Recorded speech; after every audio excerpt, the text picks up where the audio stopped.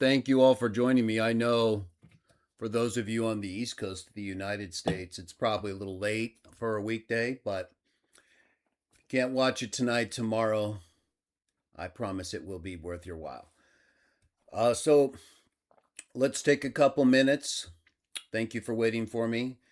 Apologize for not being ready yesterday, but I wanted to do the Angels of Jaho and Isaiah series like I had talked about in the Game Over podcast, but when I kind of started prepping for that, I realized, and then I saw other people talking about Isaiah 48:16 again, and we covered this, right? Recently in the longer 4-hour live where we talked about John 6, um, Isaiah 6, I'm sorry, Isaiah 6, Isaiah 9, John 12, and then we also talked about Isaiah 48. So then I clipped it. I clipped the relevant section. It was directed against Sam, of course, so it came out a little more aggressive, but this is, it even says on there at Shamunian Exposed. So once again, if you see Sam or someone like him referenced on a thumbnail and the title, you know it's going to be more aggressive because I'm targeting Sam, right? It's more part of a discussion that doesn't involve you, but we're letting you participate in visually. So usually if it doesn't involve Sam, better remove a little moisturizer or the people think I'm sweating, right? We know the perverts, they're out there. They've done it many times. Misinterpret things for my detriment and for their enjoyment. So that's why we talk about Sam. Either way, this isn't about Sam, this show. So, we're in a pre-show mode and we talk about things, but just kind of also helping you understand the difference, in fact, between a show like this and a show that, like the other Isaiah 48:16 video clip and the larger show it's from, were specifically in response to an ongoing discussion with Sam. Dispute over text, like we've often had, but, more current. So in this video, however, what I'm going to provide to you, I think, will be of tremendous benefit. I better, I think I'm looking okay. Let's see. Does the stream look okay? Can someone give me kind of a, heads up on that, and we'll just make sure that we're looking okay. I don't know why. It looks a little better in the stream seems a little bit still not quite the way I want it, but it's acceptable. We've been working on it. I think there's still something out not quite the way it should be.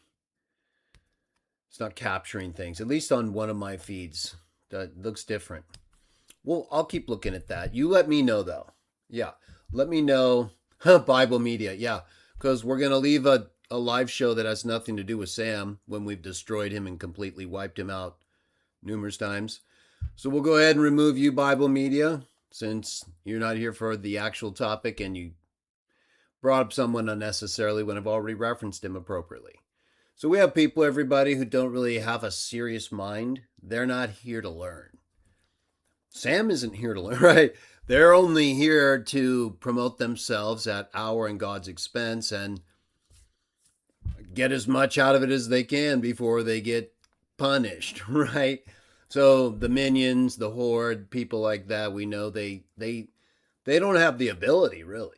Neither does Sam, to just sit back and focus on something that will totally blow his mind and that really has nothing to do with him directly, right? He abuses the book of Isaiah, as do pretty much all Trinitarians.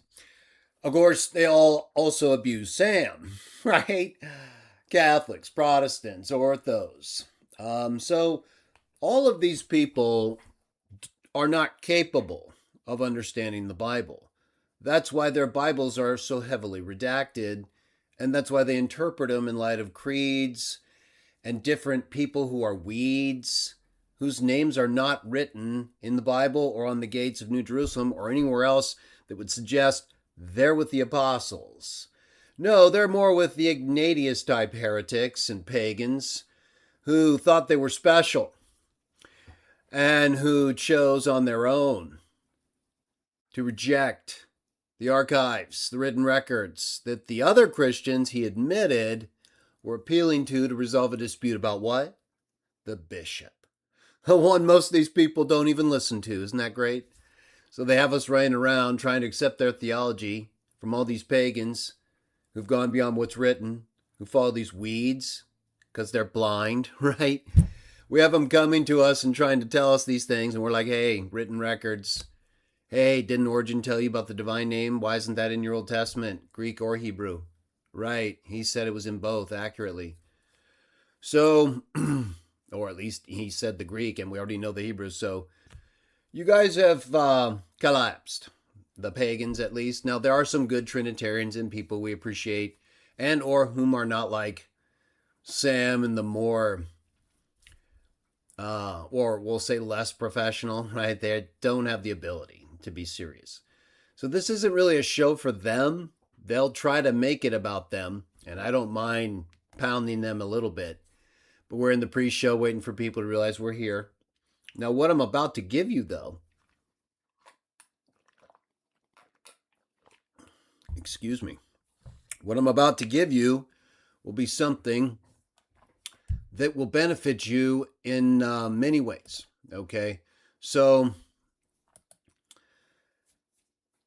I have we're going to go over a document that I've prepared, but it's not finished entirely, okay?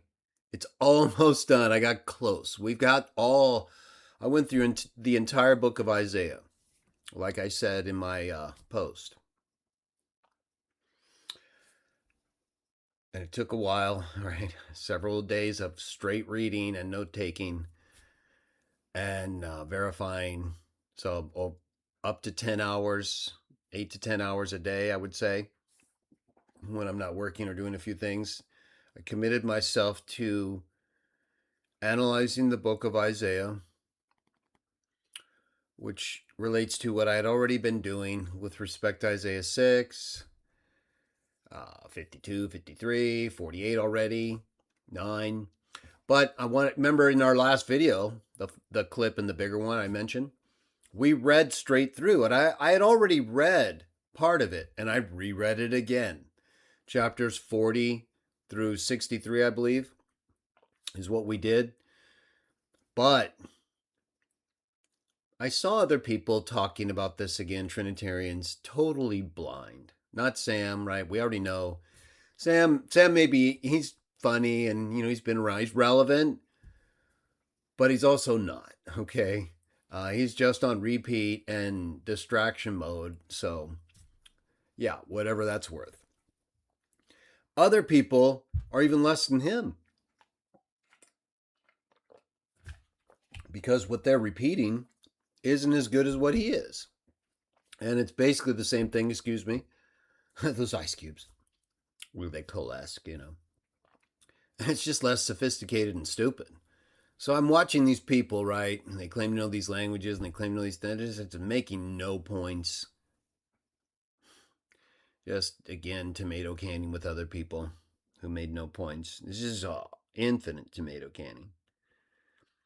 So I thought, this is ridiculous. No one seems to really care about this at all, except me. So I went ahead and reread the entire book of Isaiah and these sections from 40 to 63 we had read a month or so ago, with the specific purpose of identifying the narrative transitions, okay, the speech patterns. Who's talking, when, and what are they saying? It's so funny. We get people like Sam and others, especially him though, right? Who just blatantly lie about the angel of Jaho, right? The angel of the Lord. And it's really quite incredible, isn't it? To the extent that he goes, now, they all do this. They all, in fact, he's just, again, the most sophisticated, so we have to. It's weird, so wild. They all learn from him too. It's their fault. Now we're not going to pursue him though. We'll just reference him because again, he speaks on this a lot. He gives them their arguments, and a lot of what they argue, since this is going to be kind of a dual, right? It's specific to disproving what their argument is about these speech patterns, specifically Isaiah 48:16. But I went beyond that. I said, okay, to figure that out, let's read the whole book and just see what this style of writing, I've read it before several times, but never really with the intent of just dial into every single verse of 66 chapters and absolutely microanalyze who is talking. Is there any explicit transition that would show that if there's a change from one to another? And what are those? What's going on here? Is Isaiah 48:16 like an anomaly, right? Just this special verse where people talk so differently. It has to be Trinity, right? That's how they are. Well, no, it turns out that's actually very much in line, even using some of the same words, as what we see throughout the entire book. You know? In fact, what we see throughout the entire book is I'm going to show you, and I'm going to give you a handout, a document. It'll be ready completely by tomorrow for you to download from the description, and I'll post it. I have to go through it one more time. You're going to see it basically. It's not the final version or form, but it's basically the same content, just not finalized. But it will be by tomorrow. And so, nevertheless, it's enough for us to go through and work through all these texts in an efficient way. We're going to go through all 66 books. Yeah, but efficiently. Now, I've got some that are pretty extensive. Just making sure they're ready. Few sections, a little bit more material, right? While we give people a chance. And so,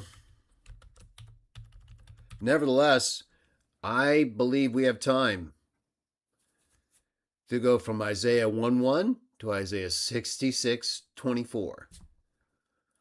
And I'm going to show you exactly who's talking, how we know that, if we know that, whether the writer speaker even cares if we know that,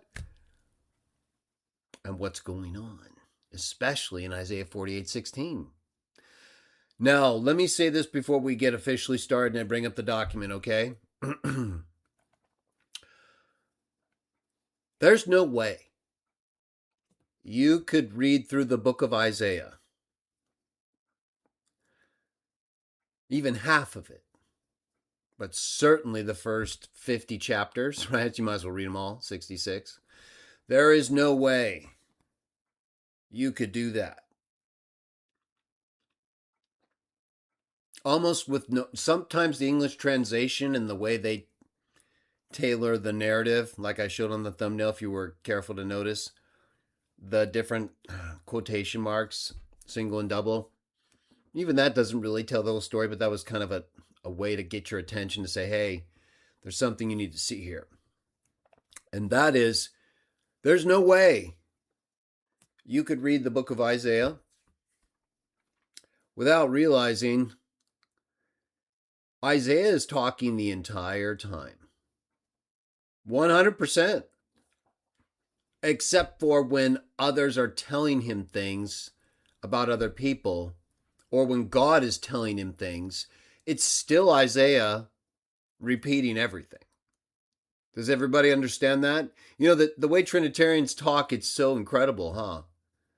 It's like, oh, yeah, this person, the Trinity's talking now, and that person. No, it's Isaiah 100% of the time. Yeah, every single time. There are other people who talk. He's recording and repeating everything. Okay? These aren't separate dialogue. They're all him repeating everything in his own narrative style, inspired almost the whole time, right? A couple times he breaks out in his own, and it's very unusual. It's very difficult to tell when he does this because he blends both himself and speaking for and as Jehovah God, just like the angel of Jaho. No different at all, okay? Not even a little bit. In fact, Isaiah probably does it even more. It's even more difficult to tell when he's switching from his own perspective and from Jaho, when he's talking the words he's been told. And he's speaking them from the first person. Me, my, I. Oh, yeah. Just like all the other prophets and angels in the Old Testament. How about that? So, but it's not always when Trinitarians bring up texts like Isaiah 48:16, right? Or in Revelation, this is also something I'm going to do a separate video. I don't know exactly when, but it's going to be the same thing. What I'm going to show you right now in just a few minutes, I'm going to bring it up. Thank you for joining me. I'll say hi to everyone and we'll get started. It won't take probably more than an hour, hour and a half once we get reading. Not every transition that I made note of requires a lot of time. But I'm going to show you. What I'm going to show you will be finalized and put into an even better format for you tomorrow to download and use however you want. And you can reformat it, I guess. But it's going to give you a complete summary of Isaiah 1 through 66 in terms of every single thing that I noted as a speech transition, a speech pattern. Who's talking? And how do we know this? Okay. Now, even where it's unclear, I note that. So while you could take what I did and literally do the same thing yourself and see if you agree with me. That's what I did it for, right? So when I'm either debating someone or discussing this, I can say, hey, have you read the entire book and actually looked at the narrative transitions here and who's talking and what's going on? Oh, you have? Oh, okay. So then you know, like I know, because I've actually done it and done a video of it and a document. Hopefully you've reviewed it. That shows pretty clearly there's no need to talk about Isaiah 48:16, is there? Right.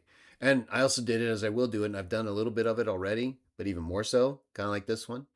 Revelation. Look, it's the same problem. They have the same problem from Genesis to Revelation, all of it. They can't read the Bible. They're cursed.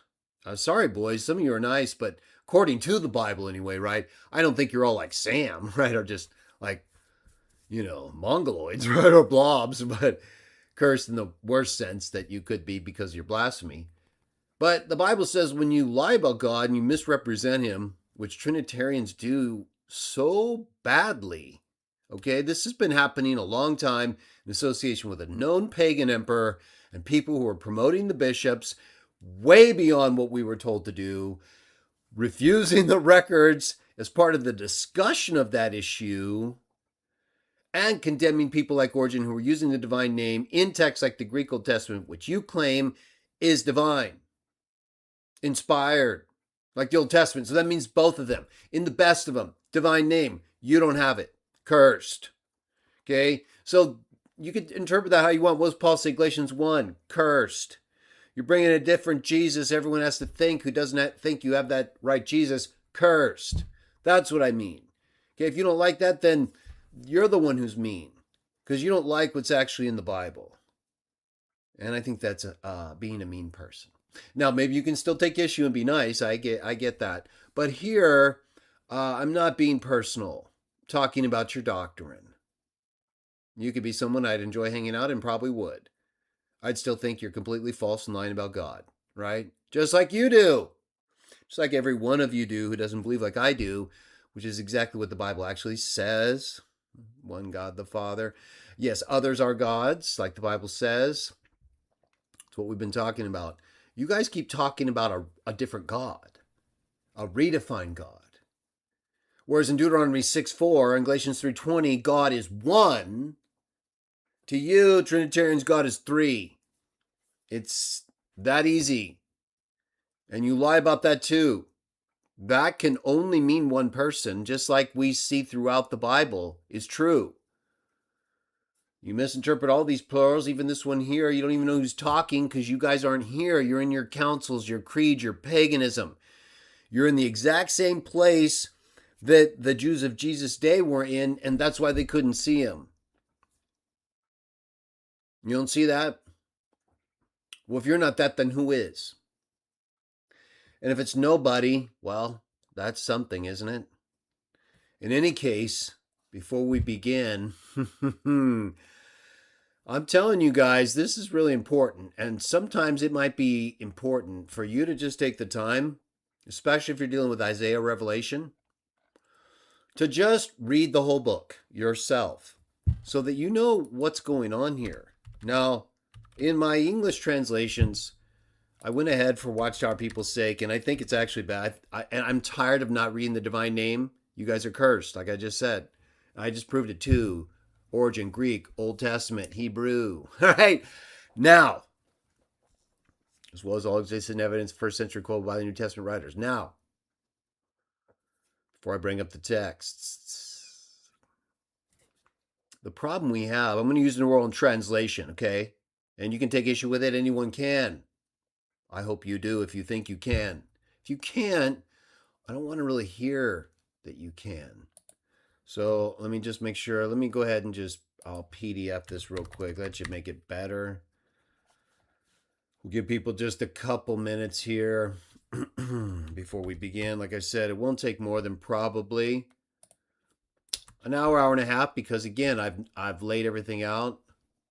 Just kind of streamline a couple things. There's a little bit more editing I have to do though before we begin handing it out. I'll post this again. I'll link it in the description probably tomorrow, and also put it up on the community, right, and a blog post, CW Jah site. So I'll post that for you guys. That will be better. You can use whatever you get from this in the meantime, but just know that's happening, okay? So I'm going to bring it up right here, and we're going to get started. Good to see NZ Brandon. Thank you. We had to ban, I think it was Sam, a few minutes ago. That happens, right? They can't handle it. I think things have calmed down a little. That happens. I don't want to get them too fired up, so let's move on.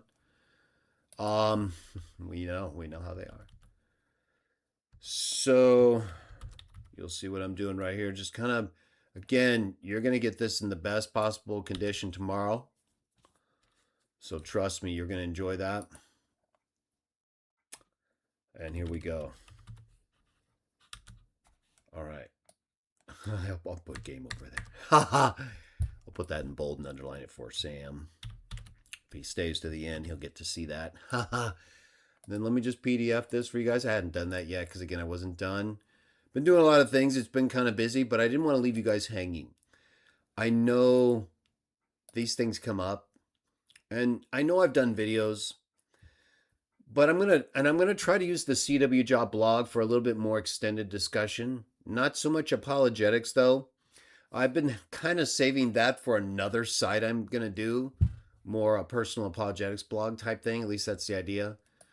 But I'm gonna expand. It's an information and news blog on the CW Jah site, so I'm gonna expand the information part a little bit. I'm gonna put this up and other things that aren't as specific to people like Sam or apologetics, but they may be apologetically inclined, but they're not like taking issue with somebody's art. They're more general, like how do you understand who's talking, right, in Isaiah, like you're going to see right here.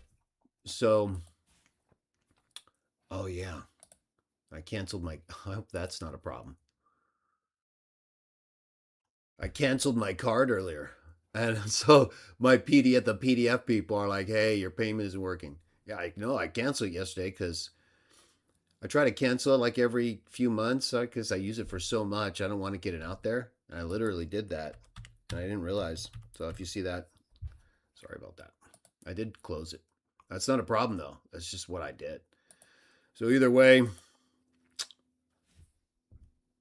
it just happened, right? So it shouldn't be an issue. It's just these things. Whenever you cancel a card and it's on autofile, the thing like automatically knows it. And then it starts telling you, hey, you got to update your card on file and all this stuff. And I just haven't had time to do all those things. Either way, good to see NZ Brandon, Betsy, Jay, wow, Dickens. Yeah, you want to see God. You guys are bothered by God logic, I think. I don't know why he bothers you. He doesn't have any arguments, right? Yeah, you set it up. No problem. This is not a complicated thing. These people are not asking me to debate, okay? There's one potential thing with Sam. We'll see. But otherwise, there's really nothing worth. Sam is the one giving them their stuff, so it doesn't matter what these others do. But whatever. I think this is good. Let me bring this up for you guys. Okay, that's about as big as I can make it right now. Yeah, I don't know why that bothers you guys. The world doesn't care about what is its own. So why do you care? Why would you think the world is going to come and pursue me to unseat God logic? Or even Sam? A couple people want. I'm talking about that's just not what is going to happen, right? You think I'm going to just start dominating these people and the whole world is going to turn to Jah, right? No, they're not going to do that. So it's probably better. Let me I just noted an error too. God, see, that's why I need to go through this again. Let me see if I can change that real quick though. Yeah. Let me close that. So you all who want me to debate God logic, hey, that's no problem. It'd be a problem, of course, for him. They all know that. What's he going to do? All this stuff he says is not going to work. The only reason it works is because he doesn't have anyone who knows what to do there. So I don't know why you think he's better than Sam. It's not even close, right? He's not like he's terrible. I'm not saying that. He's done enough now where he's efficient.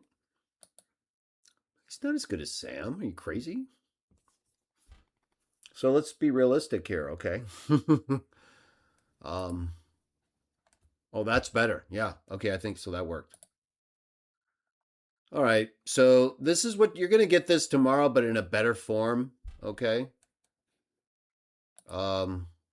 Trust me. Tomorrow, I will post and put a blog up that has this in a just a little bit better, more outlined and visibly appealable form. Okay.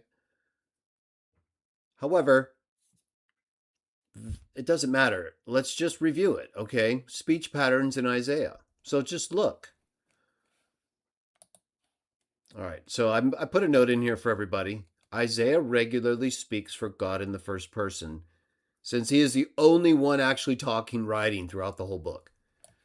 But outside of his own words, it is God talking through him, just as the angel of Jaho. In both cases, the only ones there are Isaiah or the angel, respectively, and they speak someone else's words outside of some of their own phrasing. So I'm talking about like I said earlier, when the angel of Yahweh speaks, it's almost the same thing.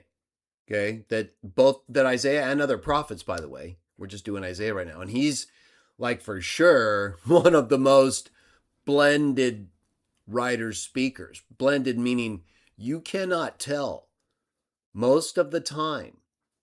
I'd say 80% or more, you cannot tell explicitly any break between Isaiah and God. You can tell when Isaiah, again, is quoting other people's words. And yes, there are times when he says, Yahweh says, so he's quoting, but then he, in the middle of the quote, changes and refers to things like our sins, my people, and then he, him. So you're going to see, okay? So then it's like, okay, there was no change in speaker evident at all. He just did it.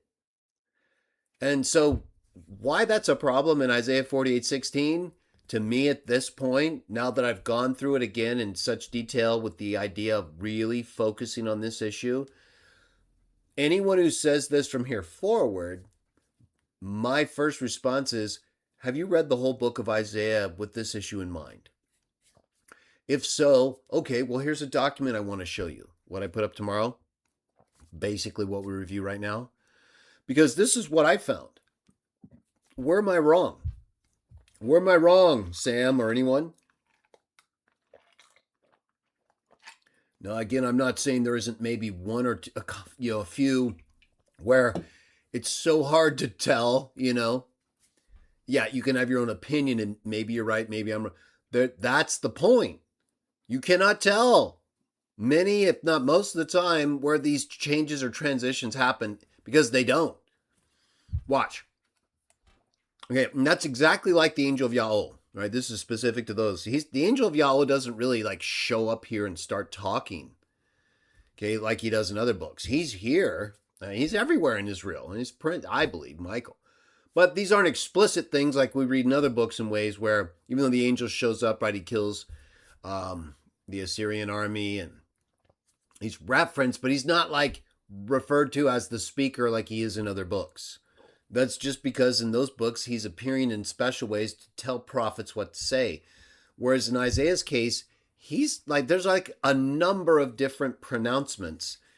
And Hezekiah also speaks, right? There's a letter from Hezekiah in here. And there's an interesting potential relationship between Isaiah and Malachi that I don't want to get into now and confuse you guys potentially with. So we'll stay with Isaiah and just let's go from 1:1 right here. Okay, you think we can get through 66 chapters of Isaiah in an hour and 20 minutes? I think so. Watch this. Ha ha. Oh, it's going to be good. Okay, we have Joker. Check this out.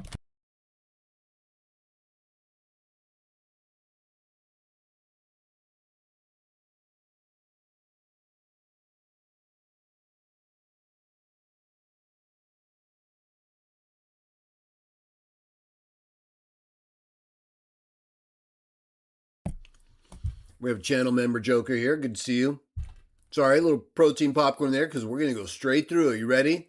You watch. Now, you try to read the book of Isaiah all the way through, you're going to see exactly what I'm talking about. I guarantee you. Here we go. 1:1. Isaiah begins speaking through verse 2 where he refers to John in the third person. Jah begins speaking in 1:2 with no obvious break after Isaiah refers to him in the third person. Isaiah begins again in 1:4 with no obvious break by referring to John in the third person.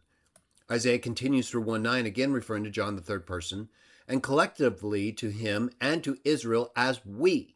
That's in 1:9. Isaiah continues in 1:10 again referring to John in the third person and collectively to the law of our God. Isaiah 1:1 to 131 has Isaiah and Jah speaking alternatively without any clear break between speakers. Now, we're going to go to some of these. Let me in fact bring up the Bible up real quick because we will be probably going there just to show example. Yeah, there's one part I'm going to show an example. So I got it right here. I'll put up the NASB, yeah, New American Standard. We'll leave that up over there. Okay, let me bring you guys up. All right, so we'll go to that in a minute. I forgot to do that. So we're through Isaiah 1 now. See how fast we got through Isaiah chapter 1? And all these notes right here tell you exactly why this is so important, because I'm summarizing for you here, right here, a whole chapter. Here's your transitions right there listed for you. Okay? I'm telling you, if you read chapter 1, you're going to see exactly what I summarized right here. 31 verses. So going back, this is helpful because you can go through any chapter in Isaiah with a Trinitarian or the whole thing, and you're going to see, 48:16, yeah, what's the problem? They're going to see. You won't even have the discussion. If you review this document or they review it, there's not even a reason to talk about it. Well, maybe a little, but you'll see, right? Well, because it's so obvious it's Isaiah. The only part is the Spirit, but it says his Spirit, so whoever lets Jah Spirit, was defined in Isaiah 40, I talked about previously. Back to this. Isaiah chapter 2, 1 and 2, Isaiah resumes speaking about his vision, which he started in verse 1 of chapter 1. Isaiah speaks through 3:4 from 2:1, after which Jah begins speaking through 3:7 without any clear break in speaker. But it's obvious from the first person speaking in contact to, it should be contact, to the person speaking in 3:1 to 3:3 about Jah in the third person. So see, this is why I have to go through this again. And I'm going to read these verses will stand out a little bit better. But again, it's a full chronological listing. So we're now into chapter 3. And you can see we have Isaiah speaking after Jah speaks without any clear break in speaker. Let's just go to that real quickly, okay? Isaiah 3:4 to 3:7. So you guys can kind of see what I'm talking about. Isaiah 3:4 to 3:7. Look at how there's no break. Now, again, there may be some translations that make it. That's not in the Hebrew, though, okay? I'll show you. Well, I'm talking about like punctuation marks, quotation. So 3:4 is what we were showing. I showed 3:4 right here, right? Isaiah speaks through 3:4, after which Jah begins speaking through 3:7 without any clear break in speaker. So between 3:4 and 3:7. And I will make mere boys their leaders, and mischievous children will rule over them, and the people will be oppressed, each one by another and each one by his neighbor. The youth will assault the elder, and the contemptible person will assault the one honored. When a man lays hold of his brother in his father's house, saying, you have a cloak, you shall be our ruler, and these ruins will be under your authority. He will protest on that day, saying, I will not be your healer, for in my house there is neither bread nor cloak. You should not appoint me ruler of the people, for Jerusalem has stumbled, Judah fallen, because their speech and actions are against Jaho. See? And then, but did you notice? I'm going to highlight it. Look, verse 4. I will make mere boys their leaders. There was no break from 3:4.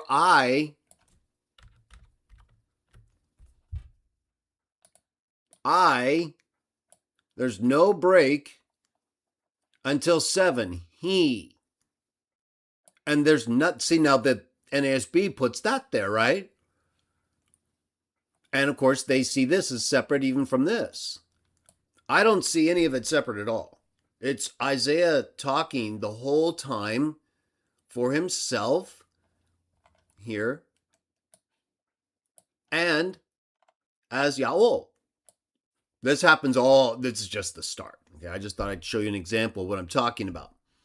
You see another transition happening in the first person in the very same verse, right?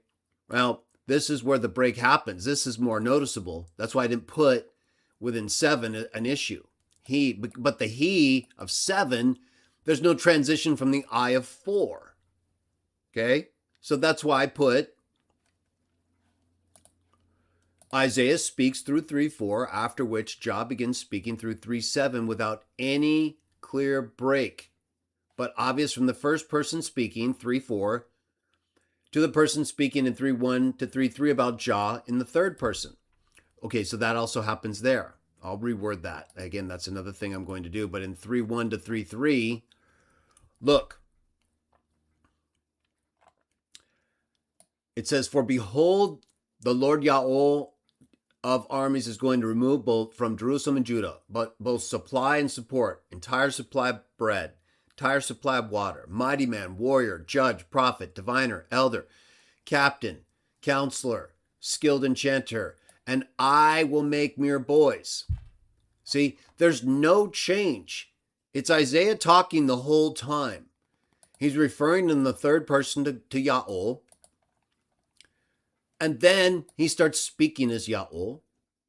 And then he refers back in the third person to Jaho. Okay, and this happens all throughout. Just as a one basic example, but that's what I mean right here. Okay, so you should be able to take this once I give it a couple little corrections here. Contract, this part right here I need to change. So again, I'll go through this, and by tomorrow, it'll be looking nice and slick. But this is still accurate. So you'll be able to read this and say, okay, let's go to these verses, and you should be able to see what I'm talking about. Again, the translation may add its own ways of directing you. You have to ask yourself if that's obvious or not. Isaiah 3:8 presents Isaiah speaking again about John the third person without any clear break in speaker. Isaiah speaks through 3:12 where he speaks about his own people. Jah begins speaking in 3:15 without any clear break in speaker. Let's look at that. 3:12 to 3:15. Excuse me.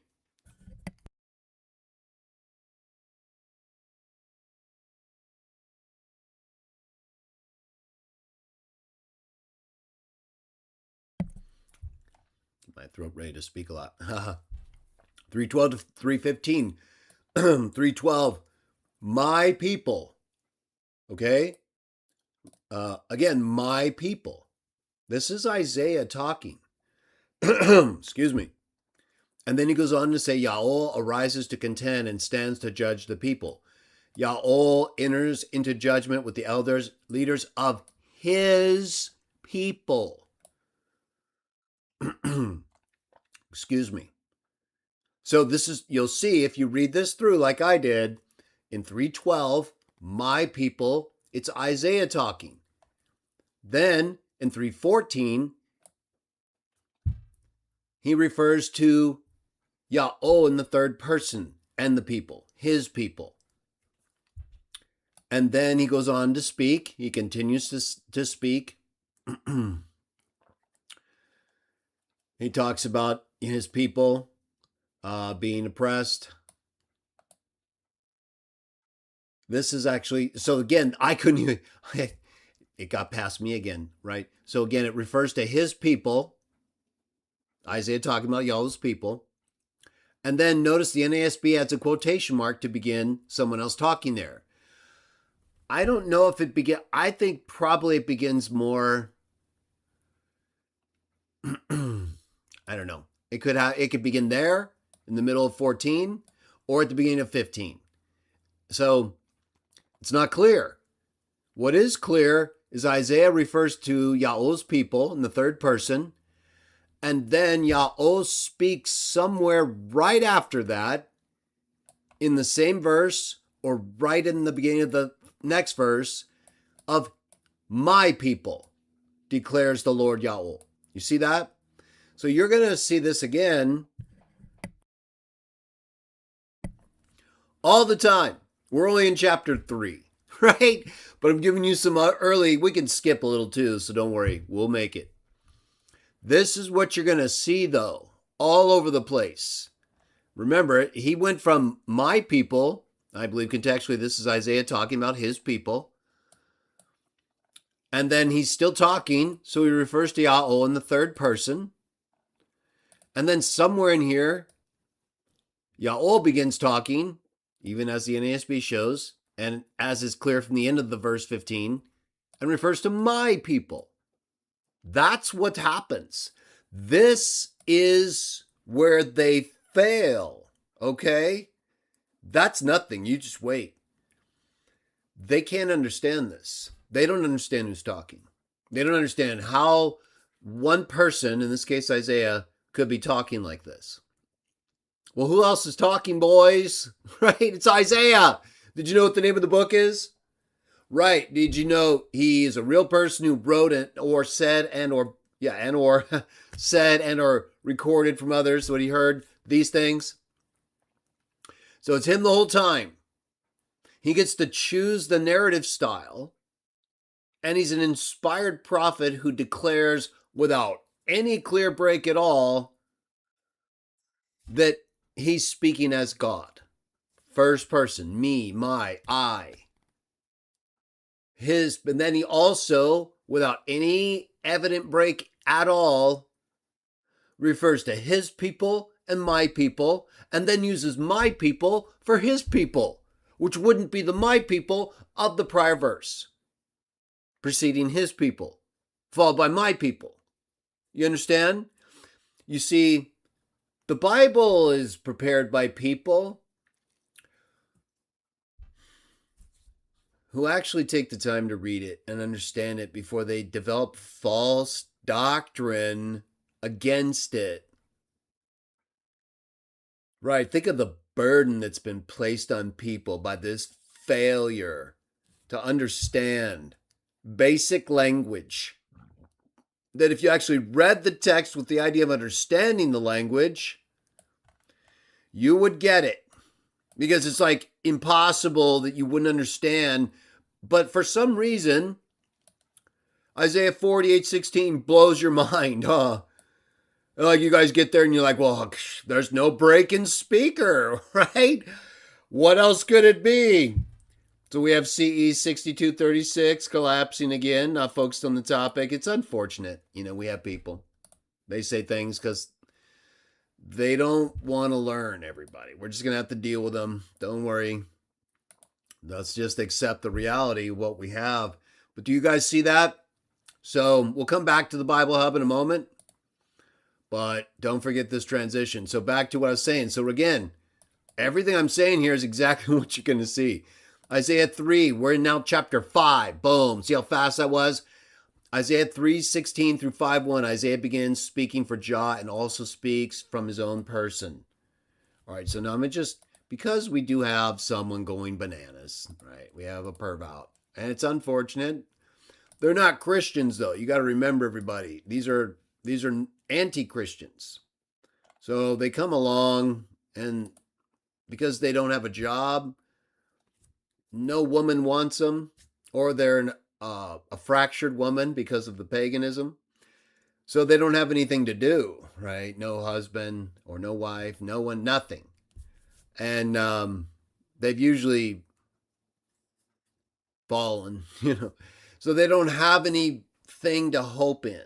And they come and they populate our chat with references to people who are like the lowest level quality person on the planet. Instead of listening to the book of Isaiah, an inspired prophet of God, all they can think about is this pervert. It's really weird. That's why we have all this condemnation in the Bible, though, because, all these perverts. We're going to move past them, though. Back to the speech patterns. Check this out, right?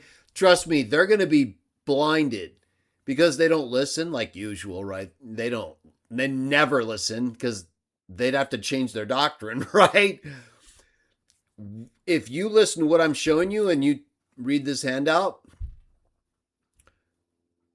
you'll be so far beyond them, right? They'll be a joke like they are right now, right? You'll be able to laugh them off while you're just mowing down paganism with facts, clear reading that all they're learning.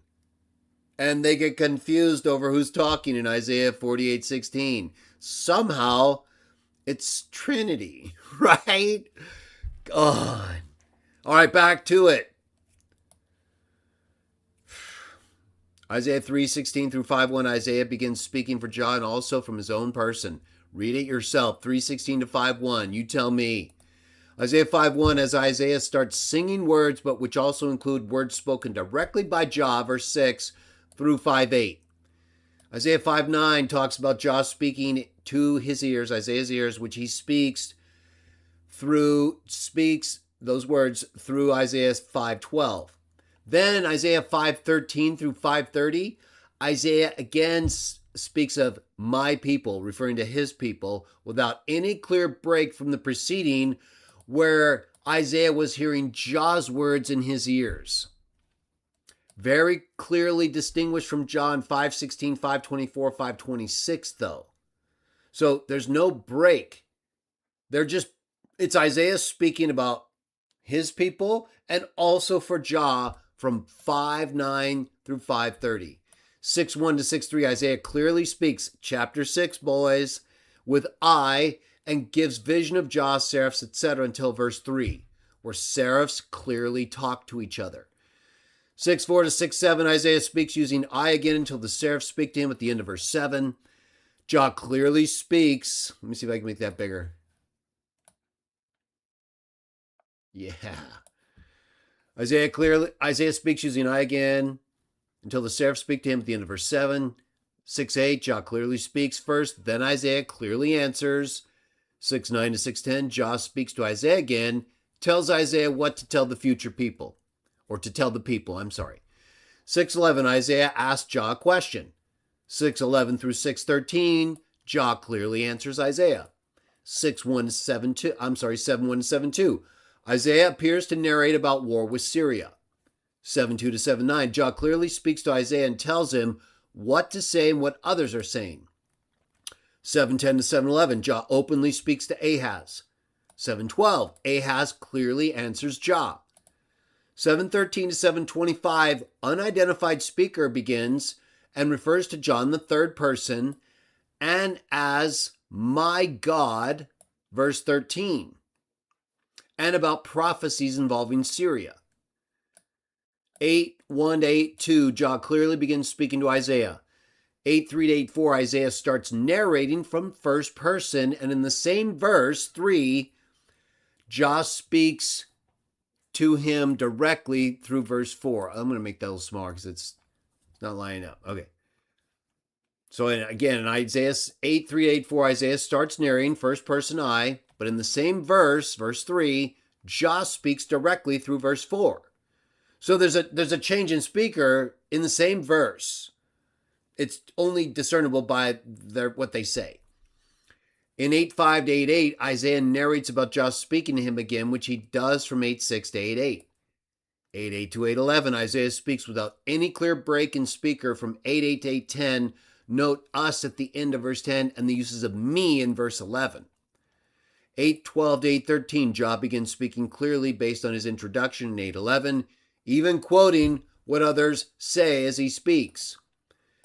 8:14 to 10:4. Okay, jump the whole chapter there because this is all what happens. I summarize it right here.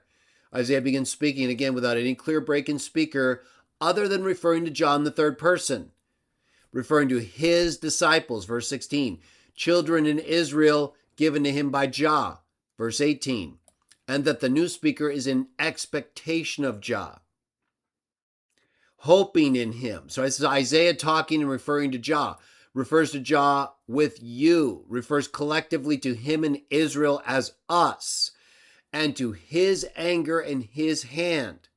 Texts are all referred right there. 10:5 to 10:16, Jah begins speaking from first person, my, verse 5, and I, verses 6 and 11, without any clear break from what Isaiah was just saying. Let's go to that. Change things up. Isaiah 10:4. All right, and because it changed in 10:5, Isaiah 10:4, right here.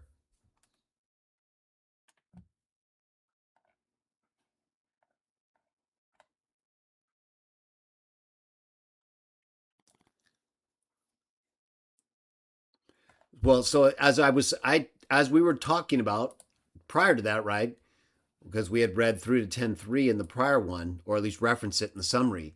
But if you note, we'll just start at the beginning of the chapter. What are those who enact unjust statutes? To those who constantly record harmful decisions so as to deprive the needy of justice. Rob the poor among my people. I believe the context shows this is Isaiah talking. Just like I said in my summary note. It goes on to talk about they plundered the orphans. Now what will you do in the day of punishment, the devastation which will come? To whom will you flee for help? Where will you leave? Nothing remains. In spite of all this, his anger will not turn away, and his hand.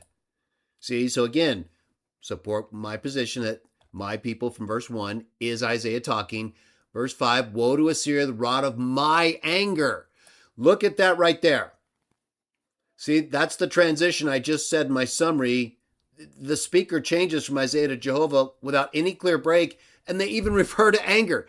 Verse 4, Isaiah 10 says, in spite of all this, his anger does not turn away, and his hand is still stretched out.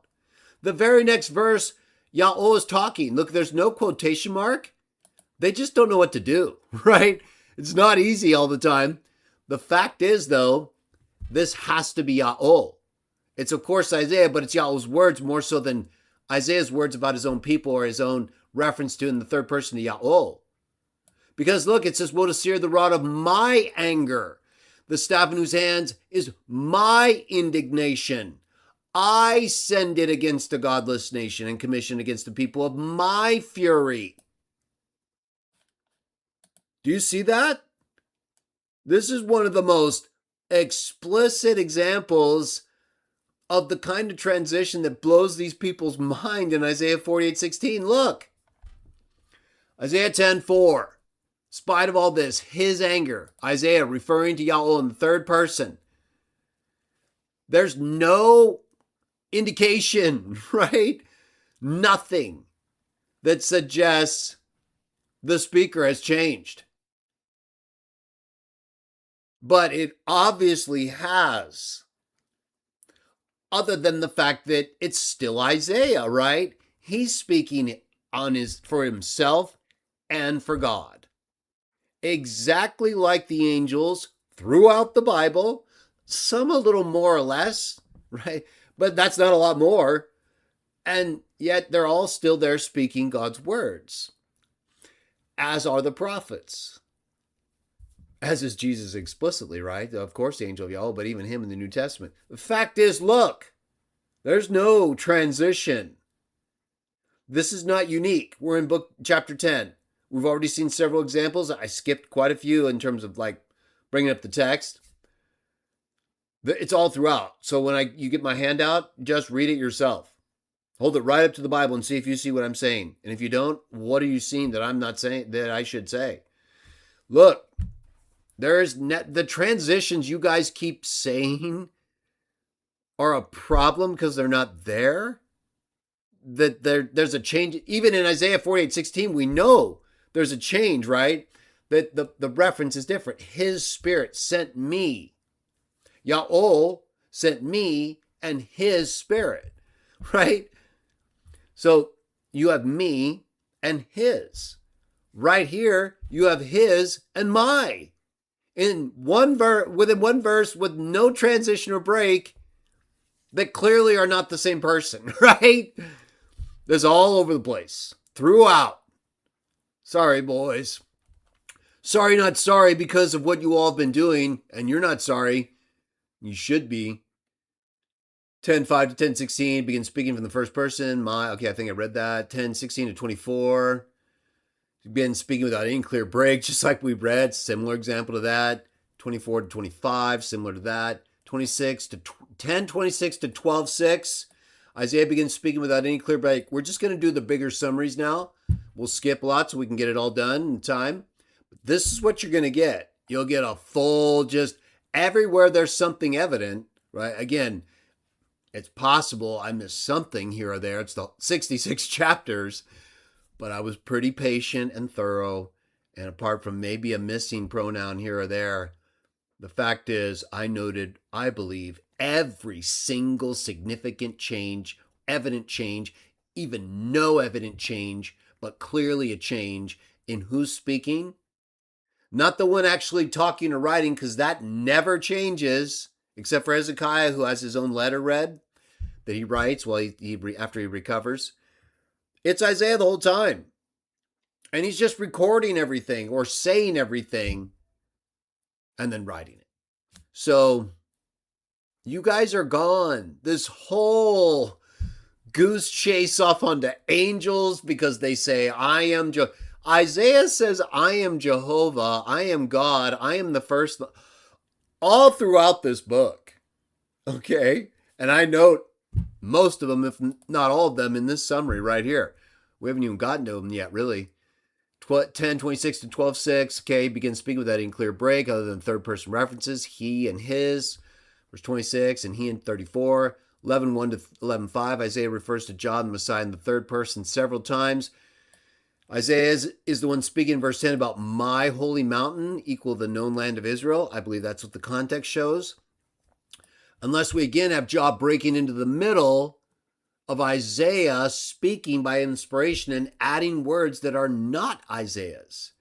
You read that and you tell me, because again, it is not always clear. And the clearest reading I could give from 11:13 to 12:6 and beginning in verse 10 was that Isaiah is referring to my holy mountain in that text.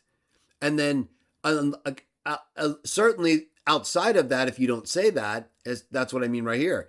If you think that's Jaho talking in verse 10, then he's breaking again right in the middle of Isaiah talking without any indication at all. Right? It's just Isaiah immediately referring as Jaho to my holy mountain, which is possible, like we just saw. It just didn't seem that way to me. 13:1 to 14:27.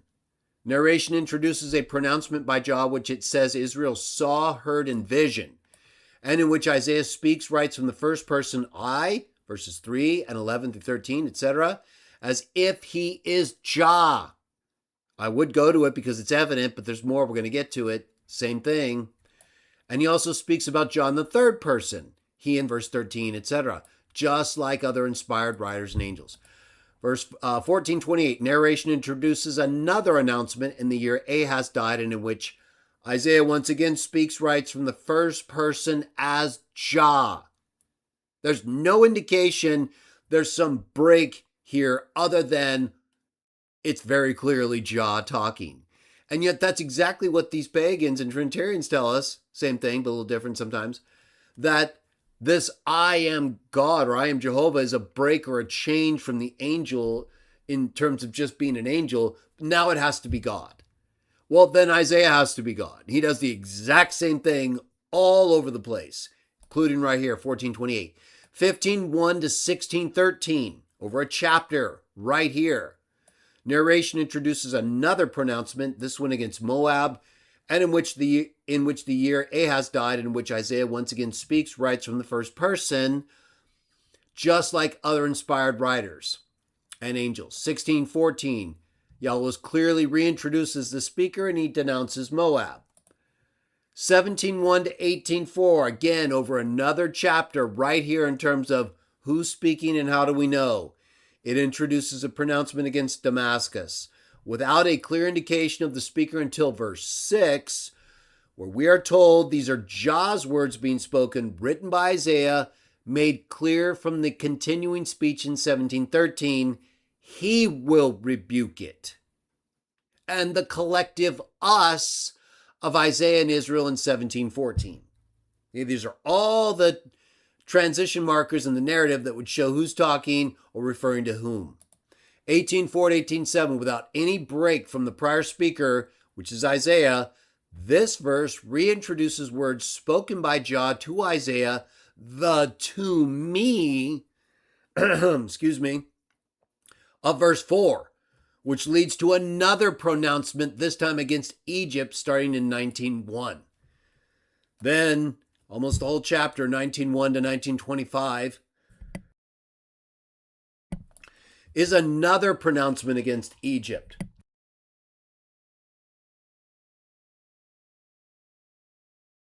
Thank you, Joker. Appreciate that.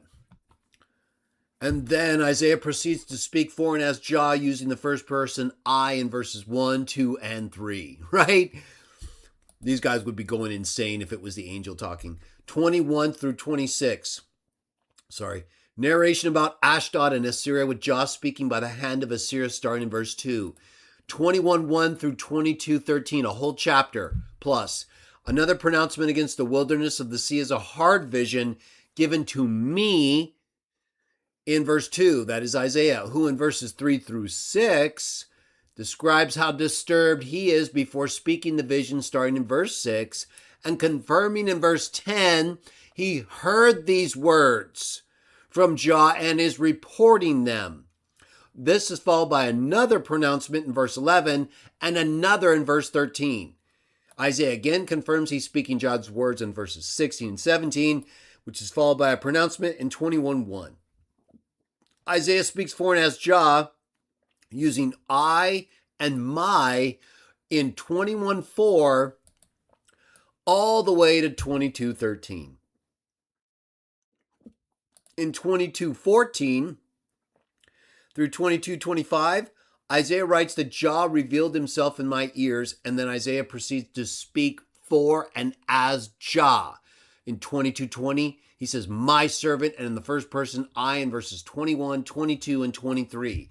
There is no indication at all that, like, the angel or Jaho has started speaking here. He's literally repeating the words he says he heard in his ears. So he doesn't reword them and make a third person reference. He does that. He very rarely does that, but certainly he speaks directly as if he's Jah most of the time. He does have third person references like we've been noting though. But when he's like quoting the words he's told, just like the angel, he says those words exactly the way he's told, just like the angel, Jah told the Israelites that the angel would be the one they would hear. They would have to listen to his words, but he would be the one speaking. They're never going to figure it out, everybody. 23, 1 through 24, 23, over a whole chapter right here. Another pronouncement against Tyre, followed by Isaiah speaking for and as Jah, referring to him in the third person. While pronouncing against Tyre, he breaks in the middle of the judgment against Tyre that he received from Jah and refers to Jah in the third person. Again, no indication. There's no like change outside of the pronouncement. He just chooses to do it. 25:1 to 28:14. So basically 3 chapters here. Isaiah, by addressing Jah directly, you are my God. I exalt you. I laud your name. That's how we know it's Isaiah talking. Then by third person, he refers to Jah as he in those references. Then he speaks directly to him in 26:8. Then Isaiah refers to Jah in the third person again in 27:1, followed by Isaiah speaking for and as God using the first person, I, Yaol, in 27:3 through 4.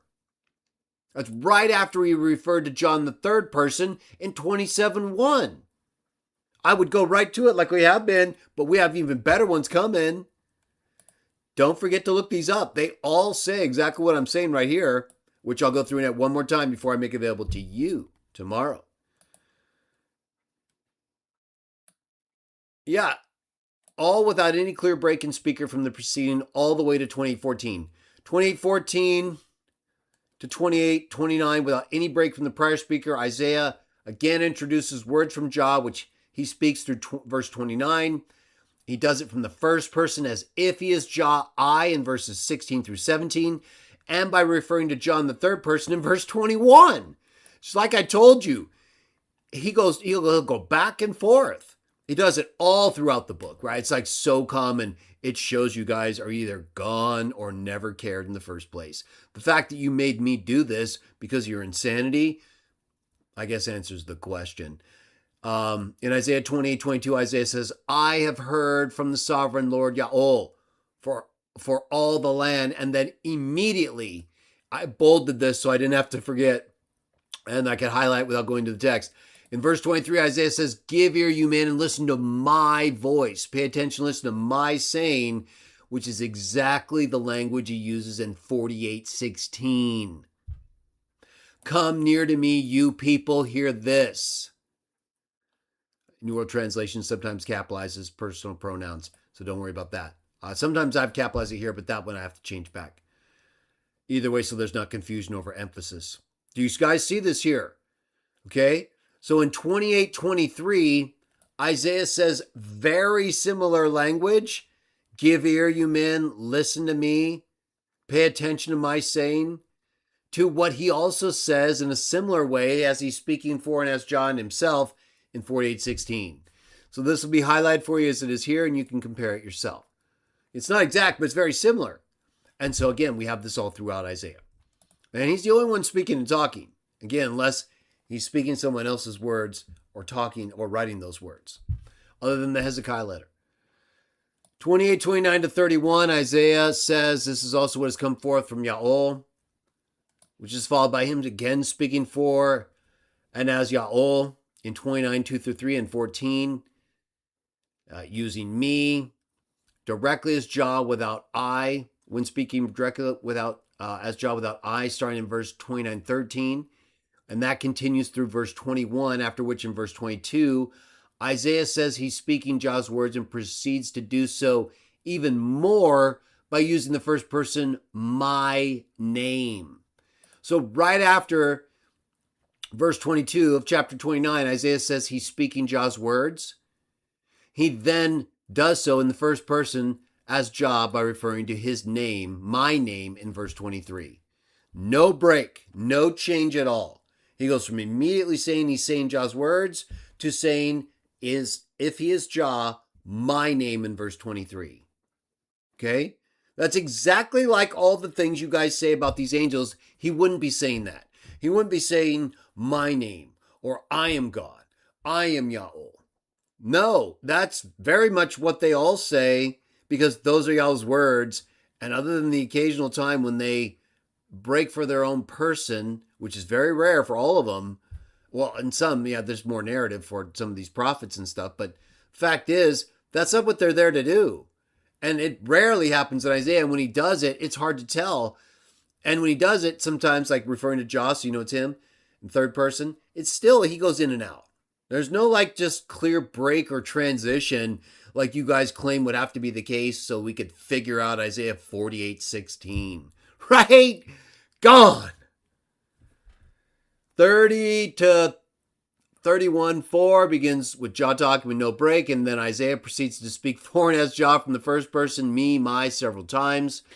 Continue speaking as Jah through 31:14, where he starts referring to Jah in the third person. Again, he goes immediately from the first to third person without any change or clear break in the transition of speaker. Okay, 31:4, Isaiah opening says, we're going to speed up a little bit. We're halfway through almost, but we've been kind of going point by point. I'm going to jump a few of these and you can read the rest on your own tomorrow, okay? It's all saying the same stuff or exactly what I am saying relative to the text. 31:4, Isaiah openly says, this is what Yaho has said to me, meaning Isaiah, which words Isaiah proceeds to speak as if he is Jah, which he's done several times, though also speaking for himself and the people, using us, upon whom God's Spirit is poured out in 32:15, which directly ties in with 48:16, where God sends his Spirit with Isaiah. It's the same thing. Okay, it doesn't need to use the same words with respect to sending or pouring. It's the same thing. When you're pouring out your Spirit, you're sending your Spirit. That's the whole point. The New Testament uses that as well. And the prophecies of the Old Testament applied to the New Testament speak of pouring out my Spirit and Jesus of sending the Spirit and the Spirit being sent. So you guys are gone. Okay? This is what it's talking about. It's talking about him pouring out his Spirit on Isaiah so he can prophesy like he's been doing and will continue to do.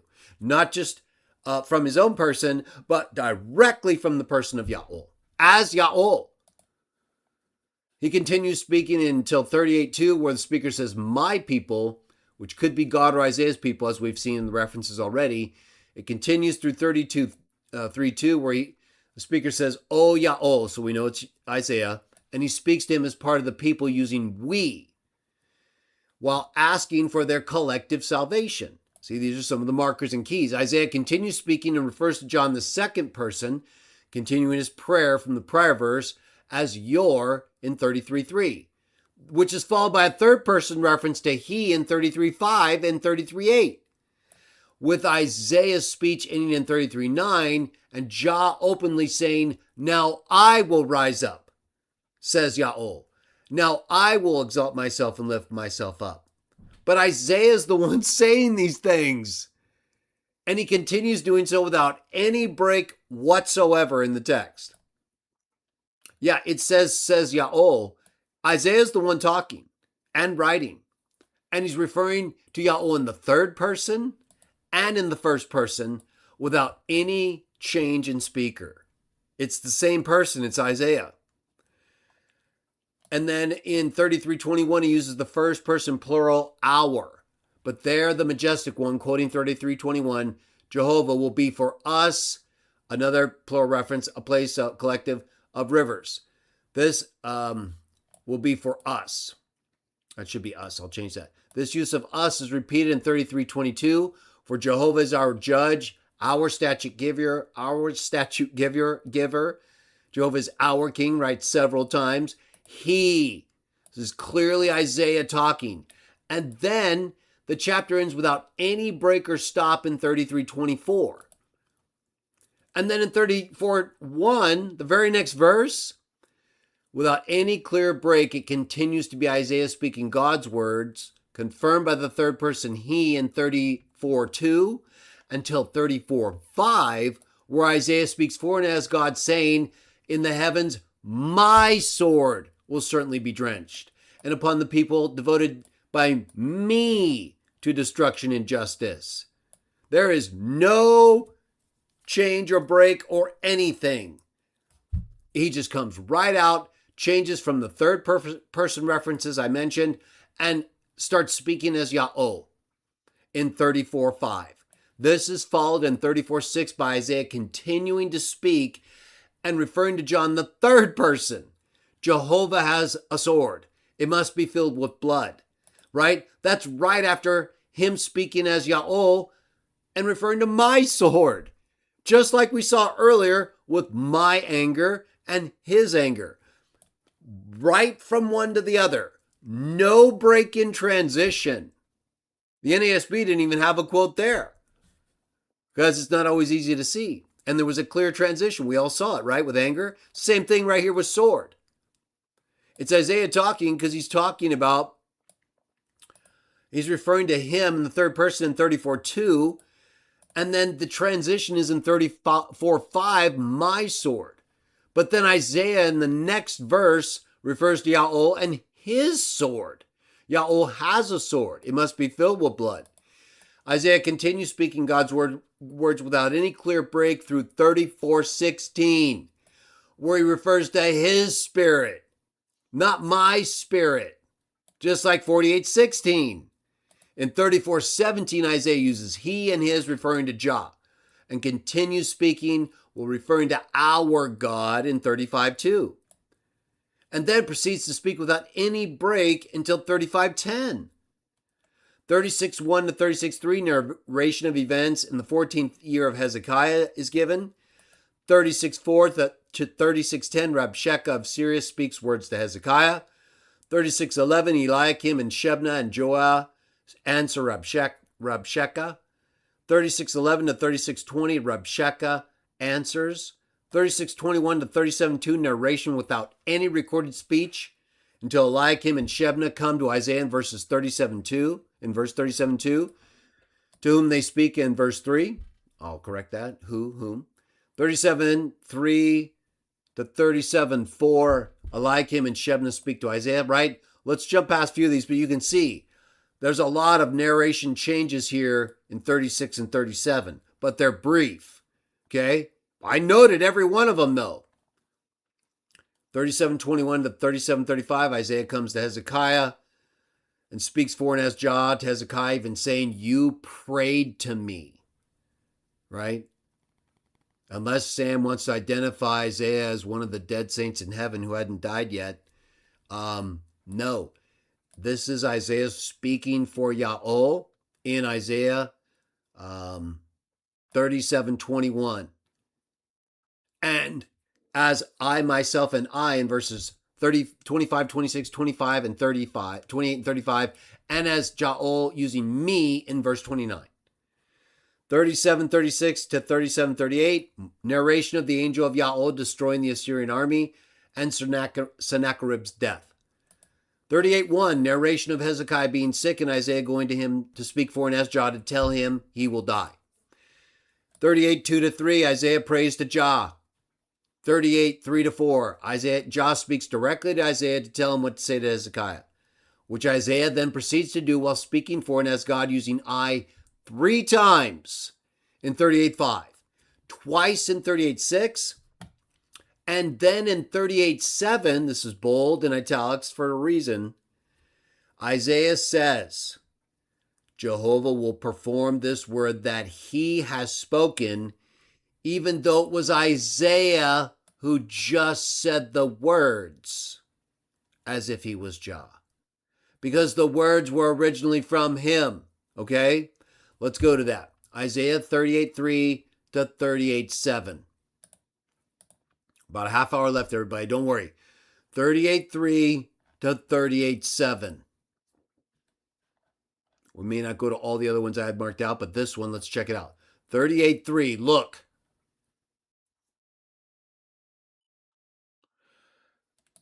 Okay, 2. Then Hezekiah turned his face to the wall and prayed to Yaho and said, Please, Yaho, just remember how I've walked before you wholeheartedly and in truth and have done what is good in your sight.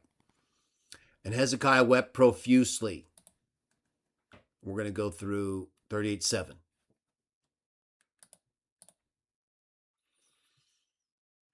4. Then the word of Yahweh came to Isaiah saying, okay, you see the transitions very clearly from Hezekiah to Isaiah, but the word of Yahweh is coming to Isaiah.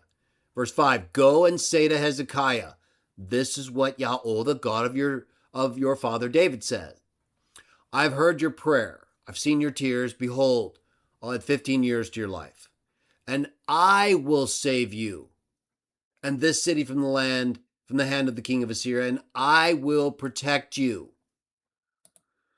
Verse 7, and this shall be a sign to you from Yahweh, that Yahweh will perform this word that he has spoken. Does everybody see that? Will perform this word he has spoken. Okay, who is speaking here? Yeah, it's the word of Yahweh, but it comes to Hezekiah. Why? Because he has to go to Hezekiah. So this is what he's supposed to say to Hezekiah. I have heard your prayer, on and on. Then he goes on to say, the Lord will perform this word he has spoken. So do you think Hezekiah is confused between Isaiah telling him from the first person, I have seen, I will save, I will protect, and when he concludes by saying what you just heard from Yahweh is going to happen? No, he knows exactly why he's saying I. He goes right on, look, right after that, referring to Yahweh in the third person, he transitions back to the first person without any clear break or change at all, because it's Isaiah the whole time, both in when he's hearing the word from Yahweh and when he's going to Hezekiah to deliver it. It's him writing down and saying all these things so that we understand what happened. The way these guys talk, right? It's like different people are showing up, and now it's this person. No, it's always Isaiah. Other than Hezekiah's letter, or when he's being told something that he then puts down and tells us. And he gets to choose what narration style to use, third person, second person, first person. Guess what? He uses first person all the time for God. Yeah, all over the place, like right here. Right from the third person, right to the first person. And if we go back to where we were, it has nothing to do with who's speaking, since that is never actually God himself, as we know both from the account in Exodus with Moses and John 1:18. It's never happened. That's why these people and these beings, angels and humans, speak this way. 38:9 opens by identifying what follows as a writing of Hezekiah. That's what I've been referring to, that he wrote after he recovered from his illness. 38:10 to 38:20 is the writing which is quoted. It's about his life, death, and praising Jah while he's alive. 38:21, Isaiah begins speaking again from his own person and prepares a remedy for Hezekiah. This is one of the very few places that I could see clearly where Isaiah breaks from speaking, both in third person about Yah while he's giving proclamations and while he's speaking in the first person as Yahweh. Right here in 38:21, when he's preparing this remedy, he breaks into his own person to discuss what should be given to Hezekiah. And that's where you're seeing the real Isaiah, just dealing with a real human affair, not prophesying or declaring proclamations. I need to change this to in verse 22. Right after that, verse 21 and verse 22, Hezekiah asks Isaiah for a sign. He doesn't give a response. Chapter ends right there. No response from Isaiah. 39:1 to 39:4, Hezekiah shows Babylonians his treasures. Isaiah asks him about them and why they came here and what he showed them. 39:5 to 39:7, Isaiah speaks prophetic words from Jah to Hezekiah about Babylon. 39:8, Hezekiah verbally acknowledges the prophecy. Isaiah 40 verse 1 to 41 verse 29, Isaiah begins speaking for and as God without any clear break from Hezekiah's last words, as well as any break into his, and as well as him breaking into his own person while he does so. In other words, from 41 to 41:29, Isaiah speaks as Jaho and then breaks into his own person and refers to him as our God in 48. He refers to himself as me in 40:28.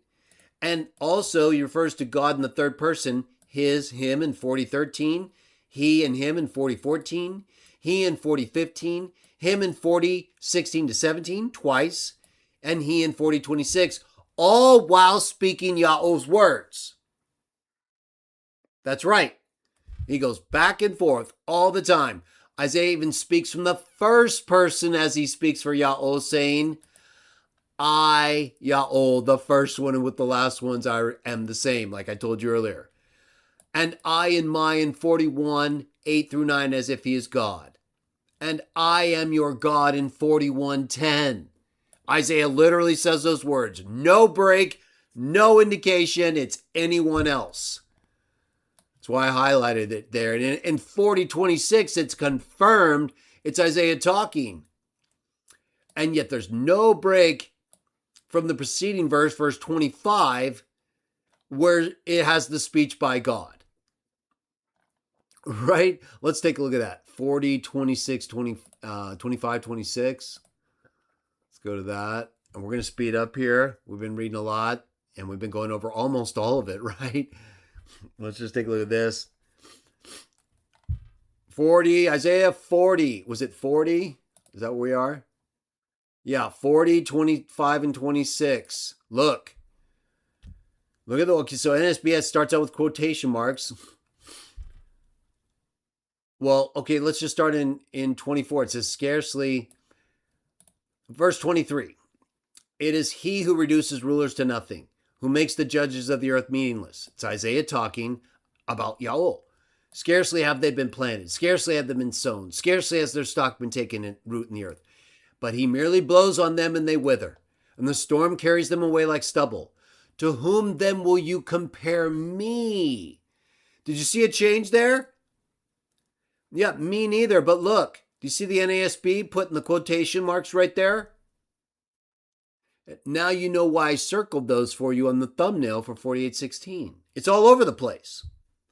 Look, he goes, you could go even earlier. 22, we start in 23. It is he who sits above the circle of the earth. It's Isaiah talking about Yahweh. And its inhabitants are like grasshoppers, who stretches out the heavens like a curtain and spreads them out like a tent.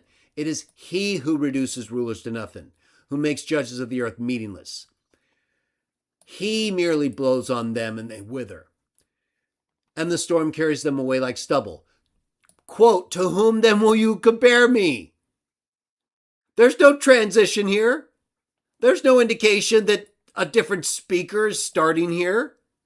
The only indication is the speaker is referring to God in the third person, and then God starts speaking without any break whatsoever.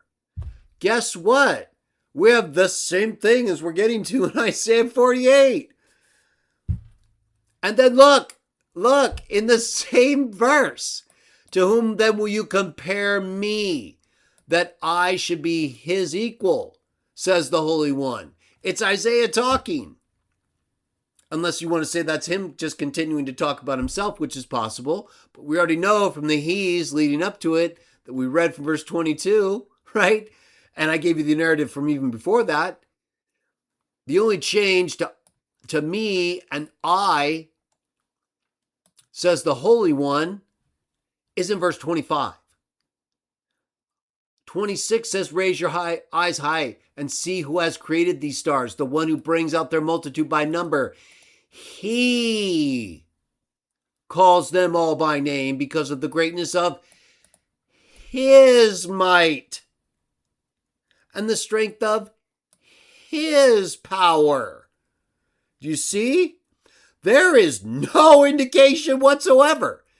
If the NASB weren't adding this, it'd just be Isaiah like it really is, speaking his own in God's words.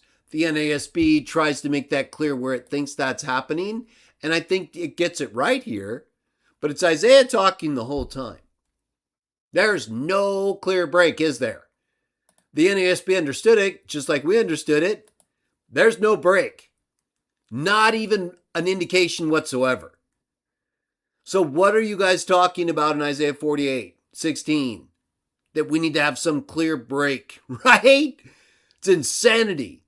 From 40:22 all the way to 40:26, we have Isaiah talking, and we can't tell anything there's been a break anywhere while he speaks for himself and for Jaho from the third and first person. Okay, let's get back to it. So that's what I'm talking about and why I'm highlighting right here. You'll see tomorrow when you get it. We just read it. We just did that. I was going to do it. 42:1 to 42:9, Isaiah continues speaking for and as God without any clear break from what we were just reading. He uses the first person, my servant, my chosen one, I, my spirit in 42:1. He continues speaking for and as God about the Messiah in 42:5. And then he resumes speaking for and as God in 42:6 to 42:9, even saying, I myself, Jaho, in 42:6 without any clear break in speaker. Just like we've been reading. We're gonna move it along. 42:10 to 42:25. In 42:10, we get a shift from third person. If you see these bolded in the handout tomorrow or in the post, it's a big deal. They're all a big deal, but I highlighted a few. He speaks about his praise in 42:10 from the prior verses. 42:9, use of the first person. So if you go to 42:10, 42:9 and 10, we could do that. Let's just do it real quickly. And then we're going to really speed it up, I promise. We're in 42 though. We're going to go fast. 42:9 and 10, look. I highlighted this. Here's why. In 42:8, I am Jaho, my name. I'll not give my glory to another, nor my praise to idols, right? Very clearly, that's Jaho talking. Behold, the former things have come to pass. Now I declare new things. Before they sprout, I proclaim them to you. Sing to the Lord a new song. Sing his praise. Oh. Would someone like to tell me where this quotation mark is justified? This is very important, especially since we're going to speed it up and we get to 48:16. Look, we just saw Jaho's been talking. No change, right? I declare new things. I proclaim. I am the Lord. That's my name. I won't give my glory, my praise. We got a new speaker in the very next verse.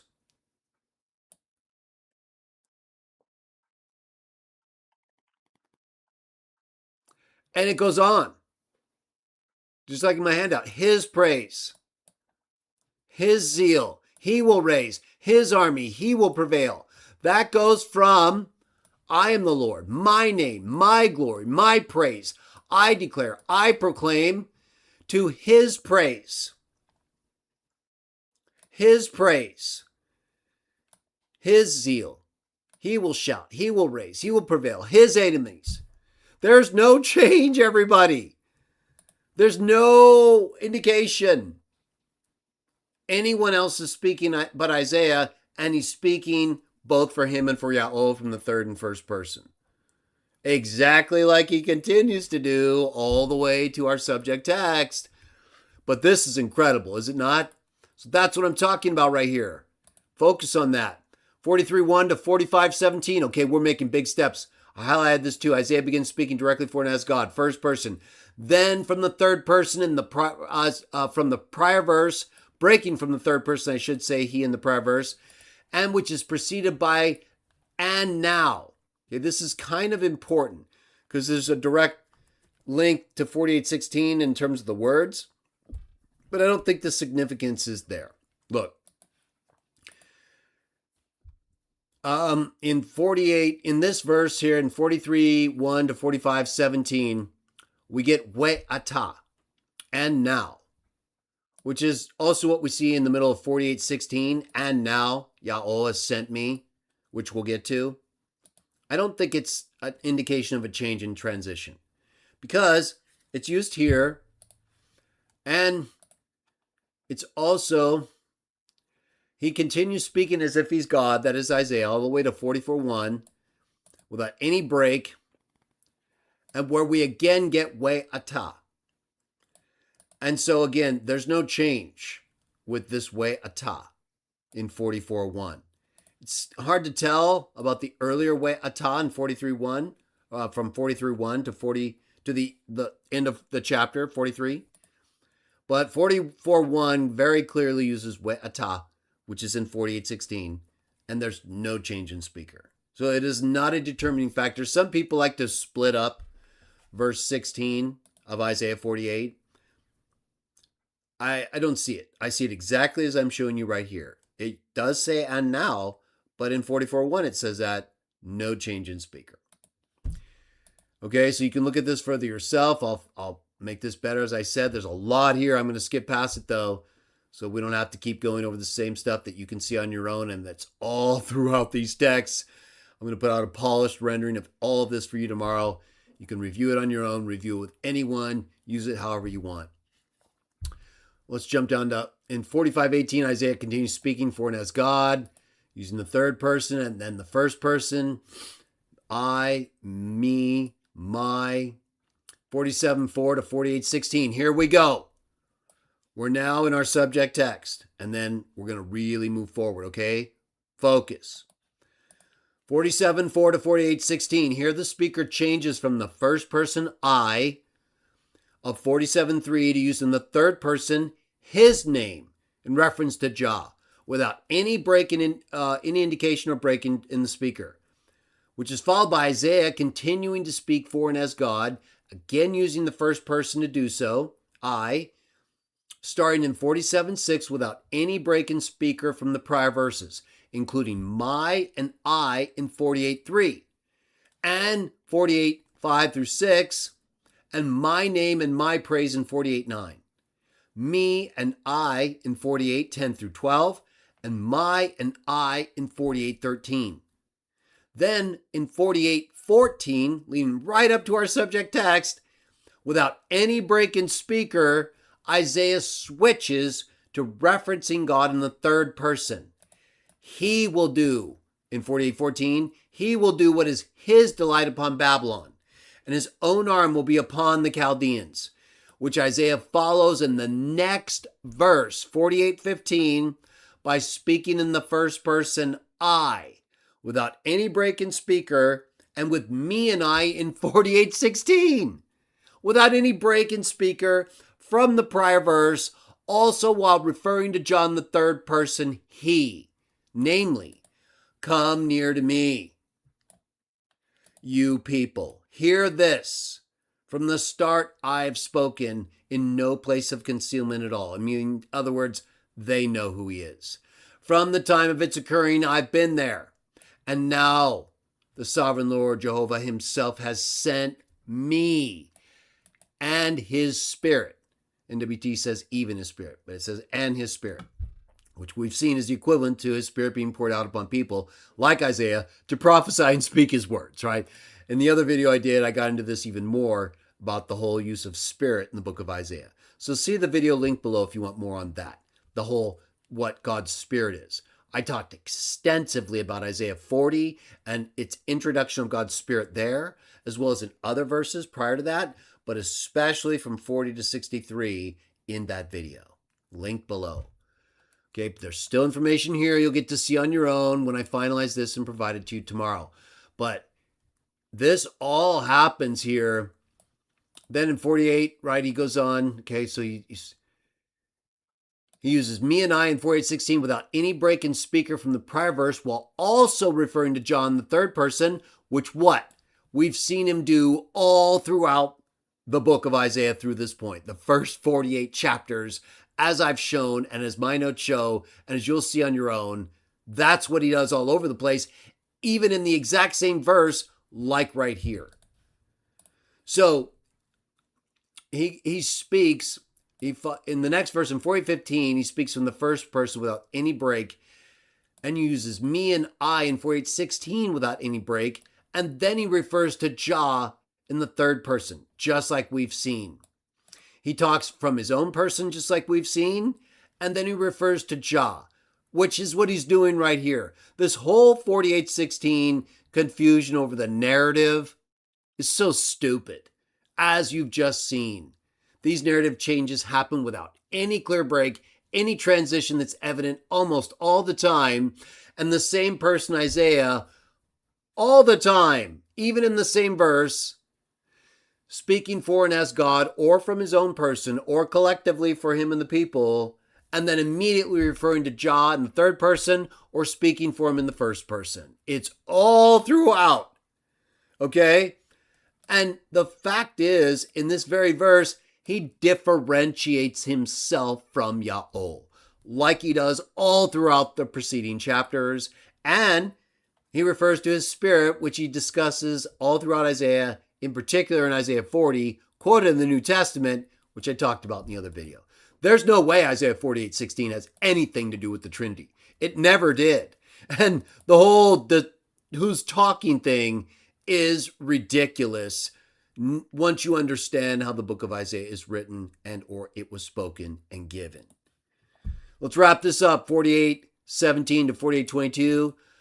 Isaiah then says he's about to speak what Jah said, which he does from the first person again, as if he's actually God talking, saying, I, Jehovah, am your God, the one teaching you to benefit yourself, causing you to walk in the way in which you should walk. Isaiah speaks this way all the way to the end of chapter 48, identifying himself clearly as the one who's been speaking in 49:1. That's what you're going to see if you read those verses.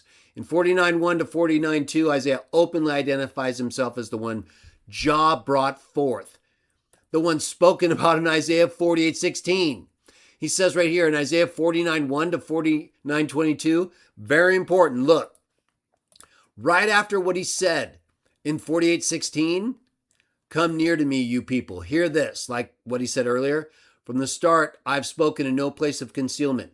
From the time of its occurring, I've been there. Now the sovereign Lord has sent me and himself has sent me and his spirit. Compare that with 49:1 and 2. Listen to me, you islands. Pay attention, you national groups far away. Jehovah has called me even from the belly. From the inward parts of my mother, he made mention of my name. He proceeded to make my mouth sharp like a sword. In the shadow of his hand, he's hidden me. And he gradually made me a polished arrow, He concealed me in his own quiver. That's exactly what he's talking about. When he's brought forth, when he says he's been brought forth from no place of concealment at all, that's what he's saying. He's been there the whole time from its occurring. Right? So he's using the same terminology of concealment. He made him a polished arrow and he put him in his quiver. And then what? As Isaiah 48:16 says, he has come, right? He has spoken. From the time of its occurring, the sovereign Lord has sent me. So before he was sent, he was in the quiver. Isaiah 49:1 and 2 actually goes before that, where he was hidden like a polished arrow in his quiver from the belly. It's not talking about the angel of Jaho, you pagans, insanity. It all directly relates back to everything he's been saying, in particular 48:16, where he again addresses him being sent forth from a place that he then was no longer concealed in his speaking, which we've been reading the whole time. Before that, though, he was a polished arrow in the quiver, in the womb. That's how we know it's Isaiah talking. Then Isaiah continues. He goes on to say in 49:3, he went on to say to me, you are my servant, Israel, whom I will show beauty, my beauty. But as for me, I said, it's nothing if I've toiled. For in reality, if I have used up my own power, truly my judgment is with Jaho, and my wages is with my God, right? Isaiah is talking. 49:5, and now Jaho, the one forming me from the belly, as a servant belonging to him, he said to me, to bring back Jacob to him, in order that to him Israel itself may be gathered, and I shall be glorified in the eyes of Jaho, and my own God will have become my strength. Right there, he said to me, bring back Jacob, in order that to him Israel itself may be gathered. It's talking about Isaiah, the one formed from the belly, the servant belonging to him, the one who's been in his quiver, the one whom he's bringing forth and sending with his spirit, who's been talking both from his own person as Jah the whole time, right? Do you guys all see how this is happening? And the notes are here, so it's clear even if it's not, and it's often not. That's why I had to do this. I had to go through this both for myself and for you so that you can deal with people who try to confuse you because they're confused themselves or they're liars. Because if you've read this with the intention of understanding the speaker like we have, you'll see that they're liars. That it's very obvious how Isaiah speaks all throughout the book, from 1:1 to 66:24. Look, let's wrap it up. 49:13 to 53:53. No change in speaker. Using the first person from the prior verses, Isaiah again speaks as Jaho and refers to him also in the following verse 14 as he. So again, you have that same transition of him speaking for Jaho in the first person and then referring to him in third person without any break in either the same verse or the immediately following preceding verses. Look at it yourself. You'll be blown away. I've tried to give you several examples. These are all really good though, right? But the handout I give you tomorrow will have a little bit more highlighted referencing. In 51:15, Isaiah switches from the third person to the first person in the exact same verse. Look, I quote it right here. I, Jehovah, am your God, the one stirring up the sea, that its waves may be boisterous. Jehovah of armies is his name. Ho ho! Everybody, aren't you glad I did this? Me too. We've done it before, and even in this book, in part, and it should have been enough. But these people don't listen. They're exactly like the people in Isaiah and other books who don't listen or are blinded. So let's not get our hopes up, right? Just listen. Look at this verse, Isaiah 51:15. I, Jehovah, am your God, the one stirring up the sea and its waves. Jehovah of armies is his name. The context preceding and following clearly shows it's Isaiah talking, just like he's been talking for himself and as Jaho the whole time. Here, he speaks and says he's Jehovah your God, and then refers to Jehovah and his name. This is not the angel of Jaho. There's no indication that he's anywhere here. He killed Sennacherib's army, and I'm sure he's there. He's not in this narrative. This is Isaiah the whole time, as I've been pointing out to you this whole time. And I've even skipped a lot that you can read on your own time. But while we have time, let's use it wisely and finish up. 52:9 to 52:12, Isaiah continues speaking as God without any clear break from the prior verse.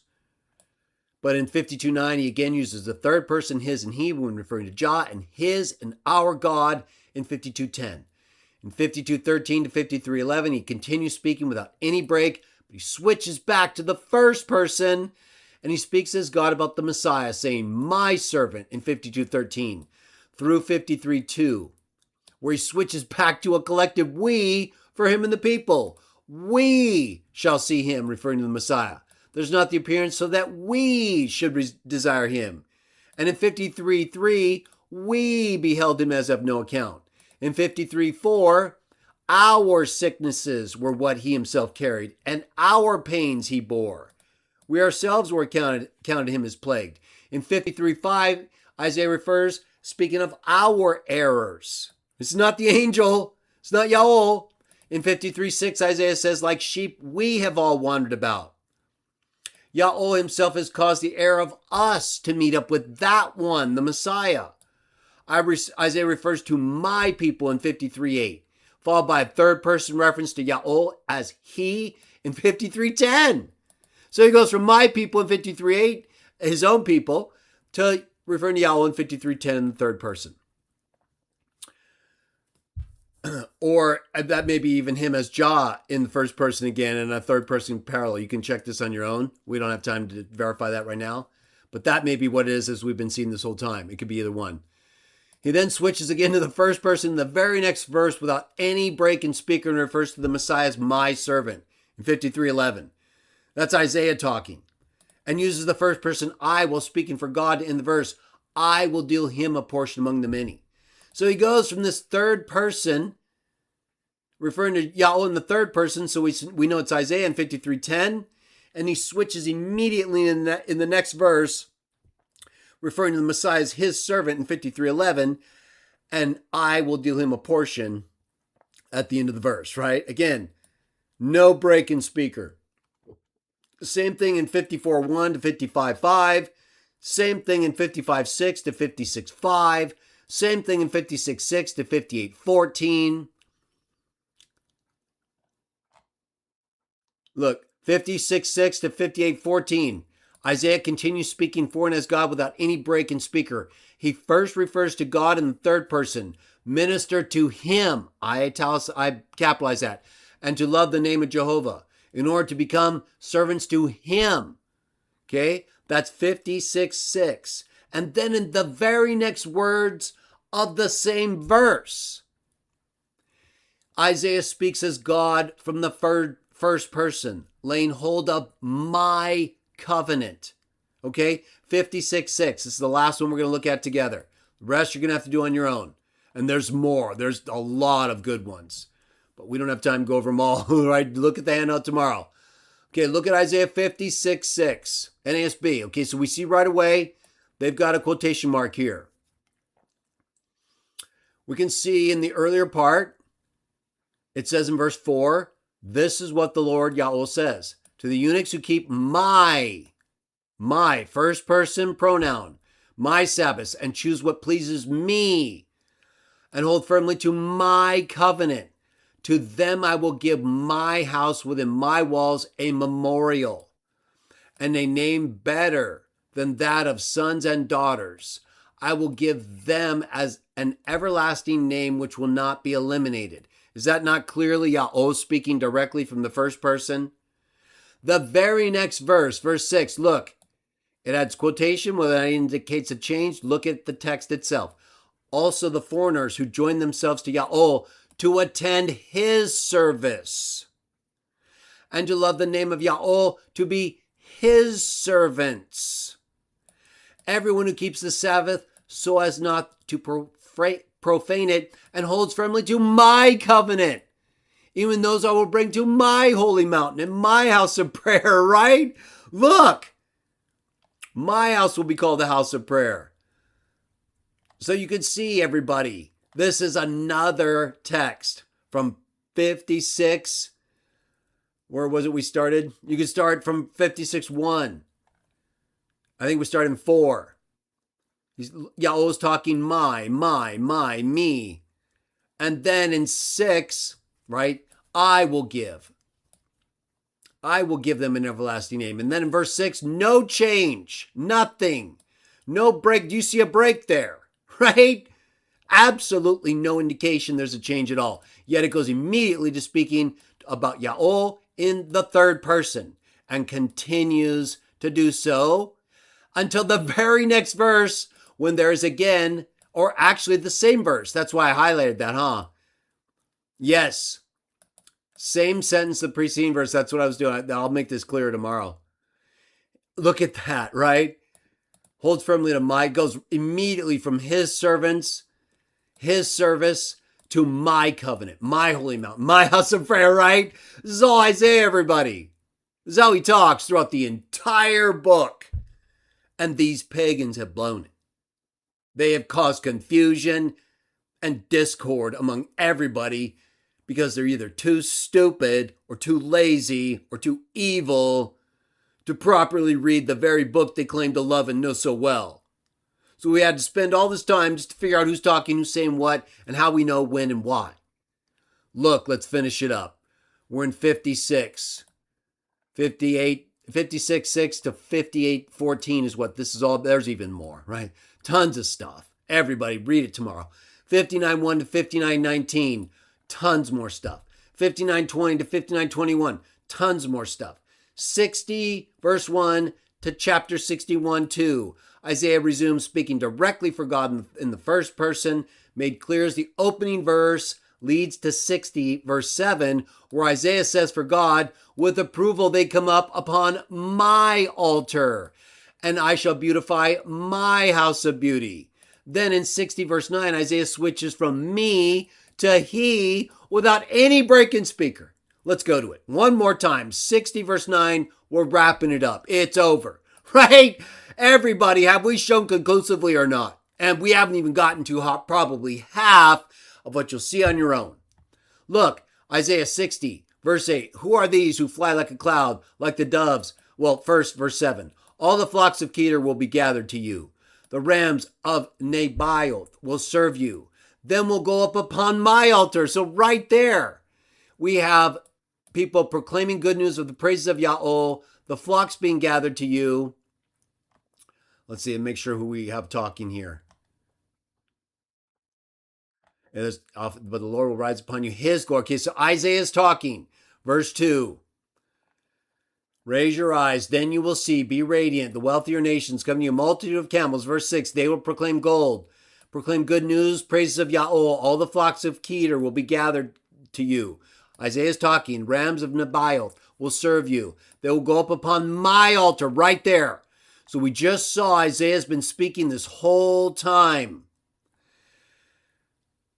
And he's been talking about how the glory of Jaho has risen upon you, darkness upon the earth. Jaho will rise upon you. His glory will rise upon you. Nations will come to your light. Same speaker, referring to people directly in the second person about Jaho's glory in the third person, all the way down to verse 6, 7, where no change happens. And Isaiah starts referring to my altar, my glorious house. People who will wait for me. The ships of Tarshish will come first, silver and gold, for the name of Jaho, your God, the Holy One of Israel, because he, verse 9, chapter 60, has glorified you.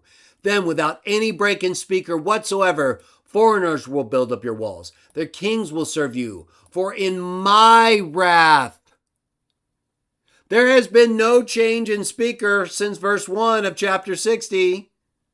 Or before that, by the way. And he's been going from I to he, and you can't tell where except for there. And he's been speaking the same way the whole time. In my favor, I've had compassion upon you. He just keeps going. There is no change. So if we go back here where we left off, takes us through 61 verse 2, then 61:3 to 61:11. All this good stuff I highlighted, emphasize good things. We're going to skip it though, because we can't go on forever. Right? No Christ worshiper. The Trinity actually conflicts and contradicts everything in the Old Testament. You have no idea what you're talking about. And by the way, since this ridiculous commenter has made no comments of any meaning or import to contradict anything I've been saying at all, right? You literally can't use the Trinity to interpret anything we've been reading in Isaiah to this point, right? They've destroyed it all. They don't understand the Targums. They don't even understand when the Targums were written, compiled, where they differ from the Bible. That's not the Bible, boys. And you guys have that all wrong as well. That's just another type of Middle Platonism where they try to distance Yaol from what the text actually says, from the anthropomorphisms used, very similar to Middle Platonism, and those types of views. You guys are all wrong, gone, and pagan. So, Christ worshiper, you have nothing to add or say. You literally have proven you didn't listen to anything. So if you don't take issue with something I said, that is verified by the time this live is done. Okay, we'll see what you have to say.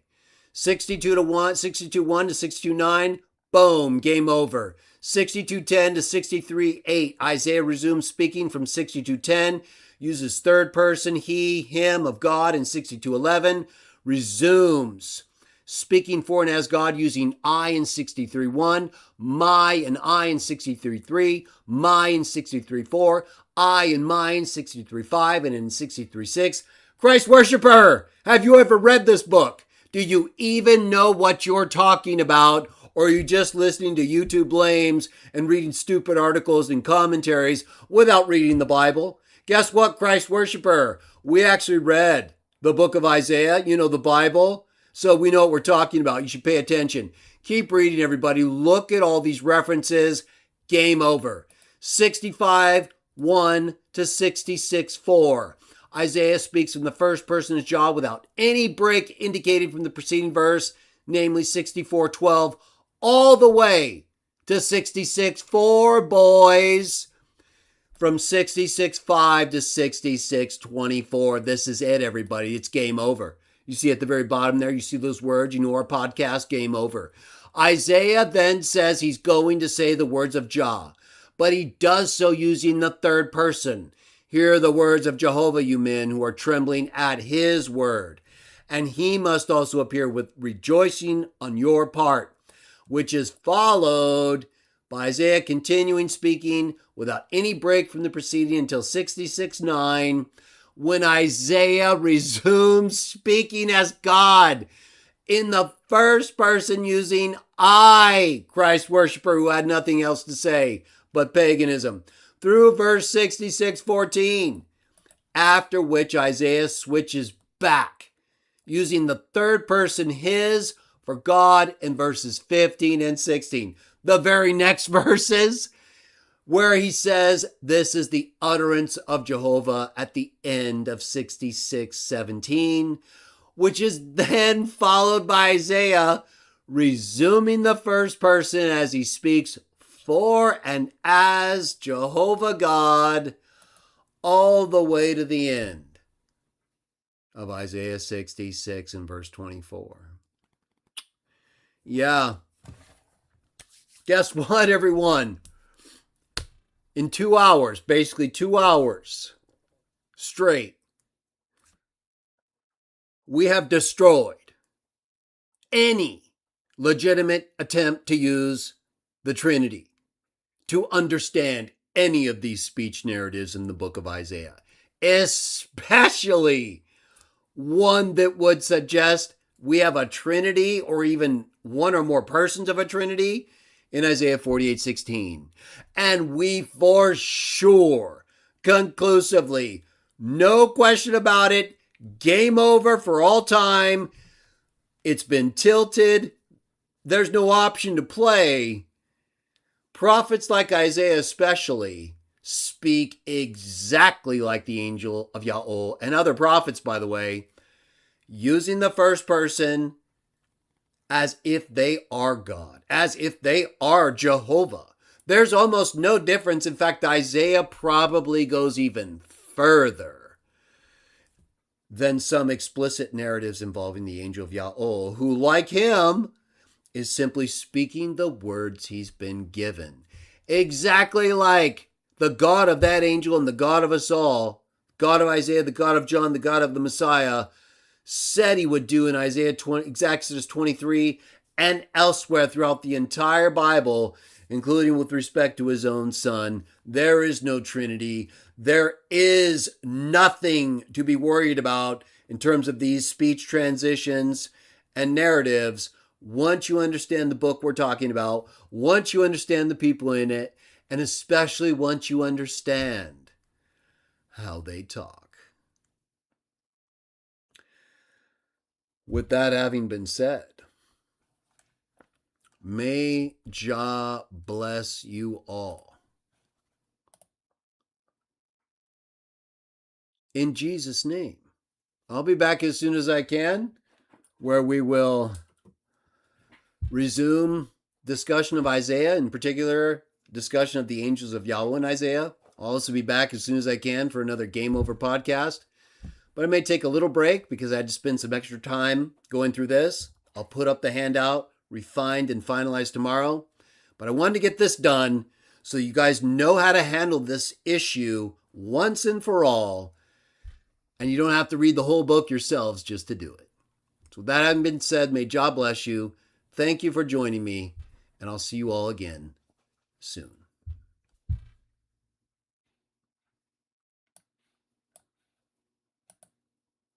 This, and you don't have to read the whole book yourselves just to do it. So with that having been said, may Jah bless you. Thank you for joining me, and I'll see you all again soon.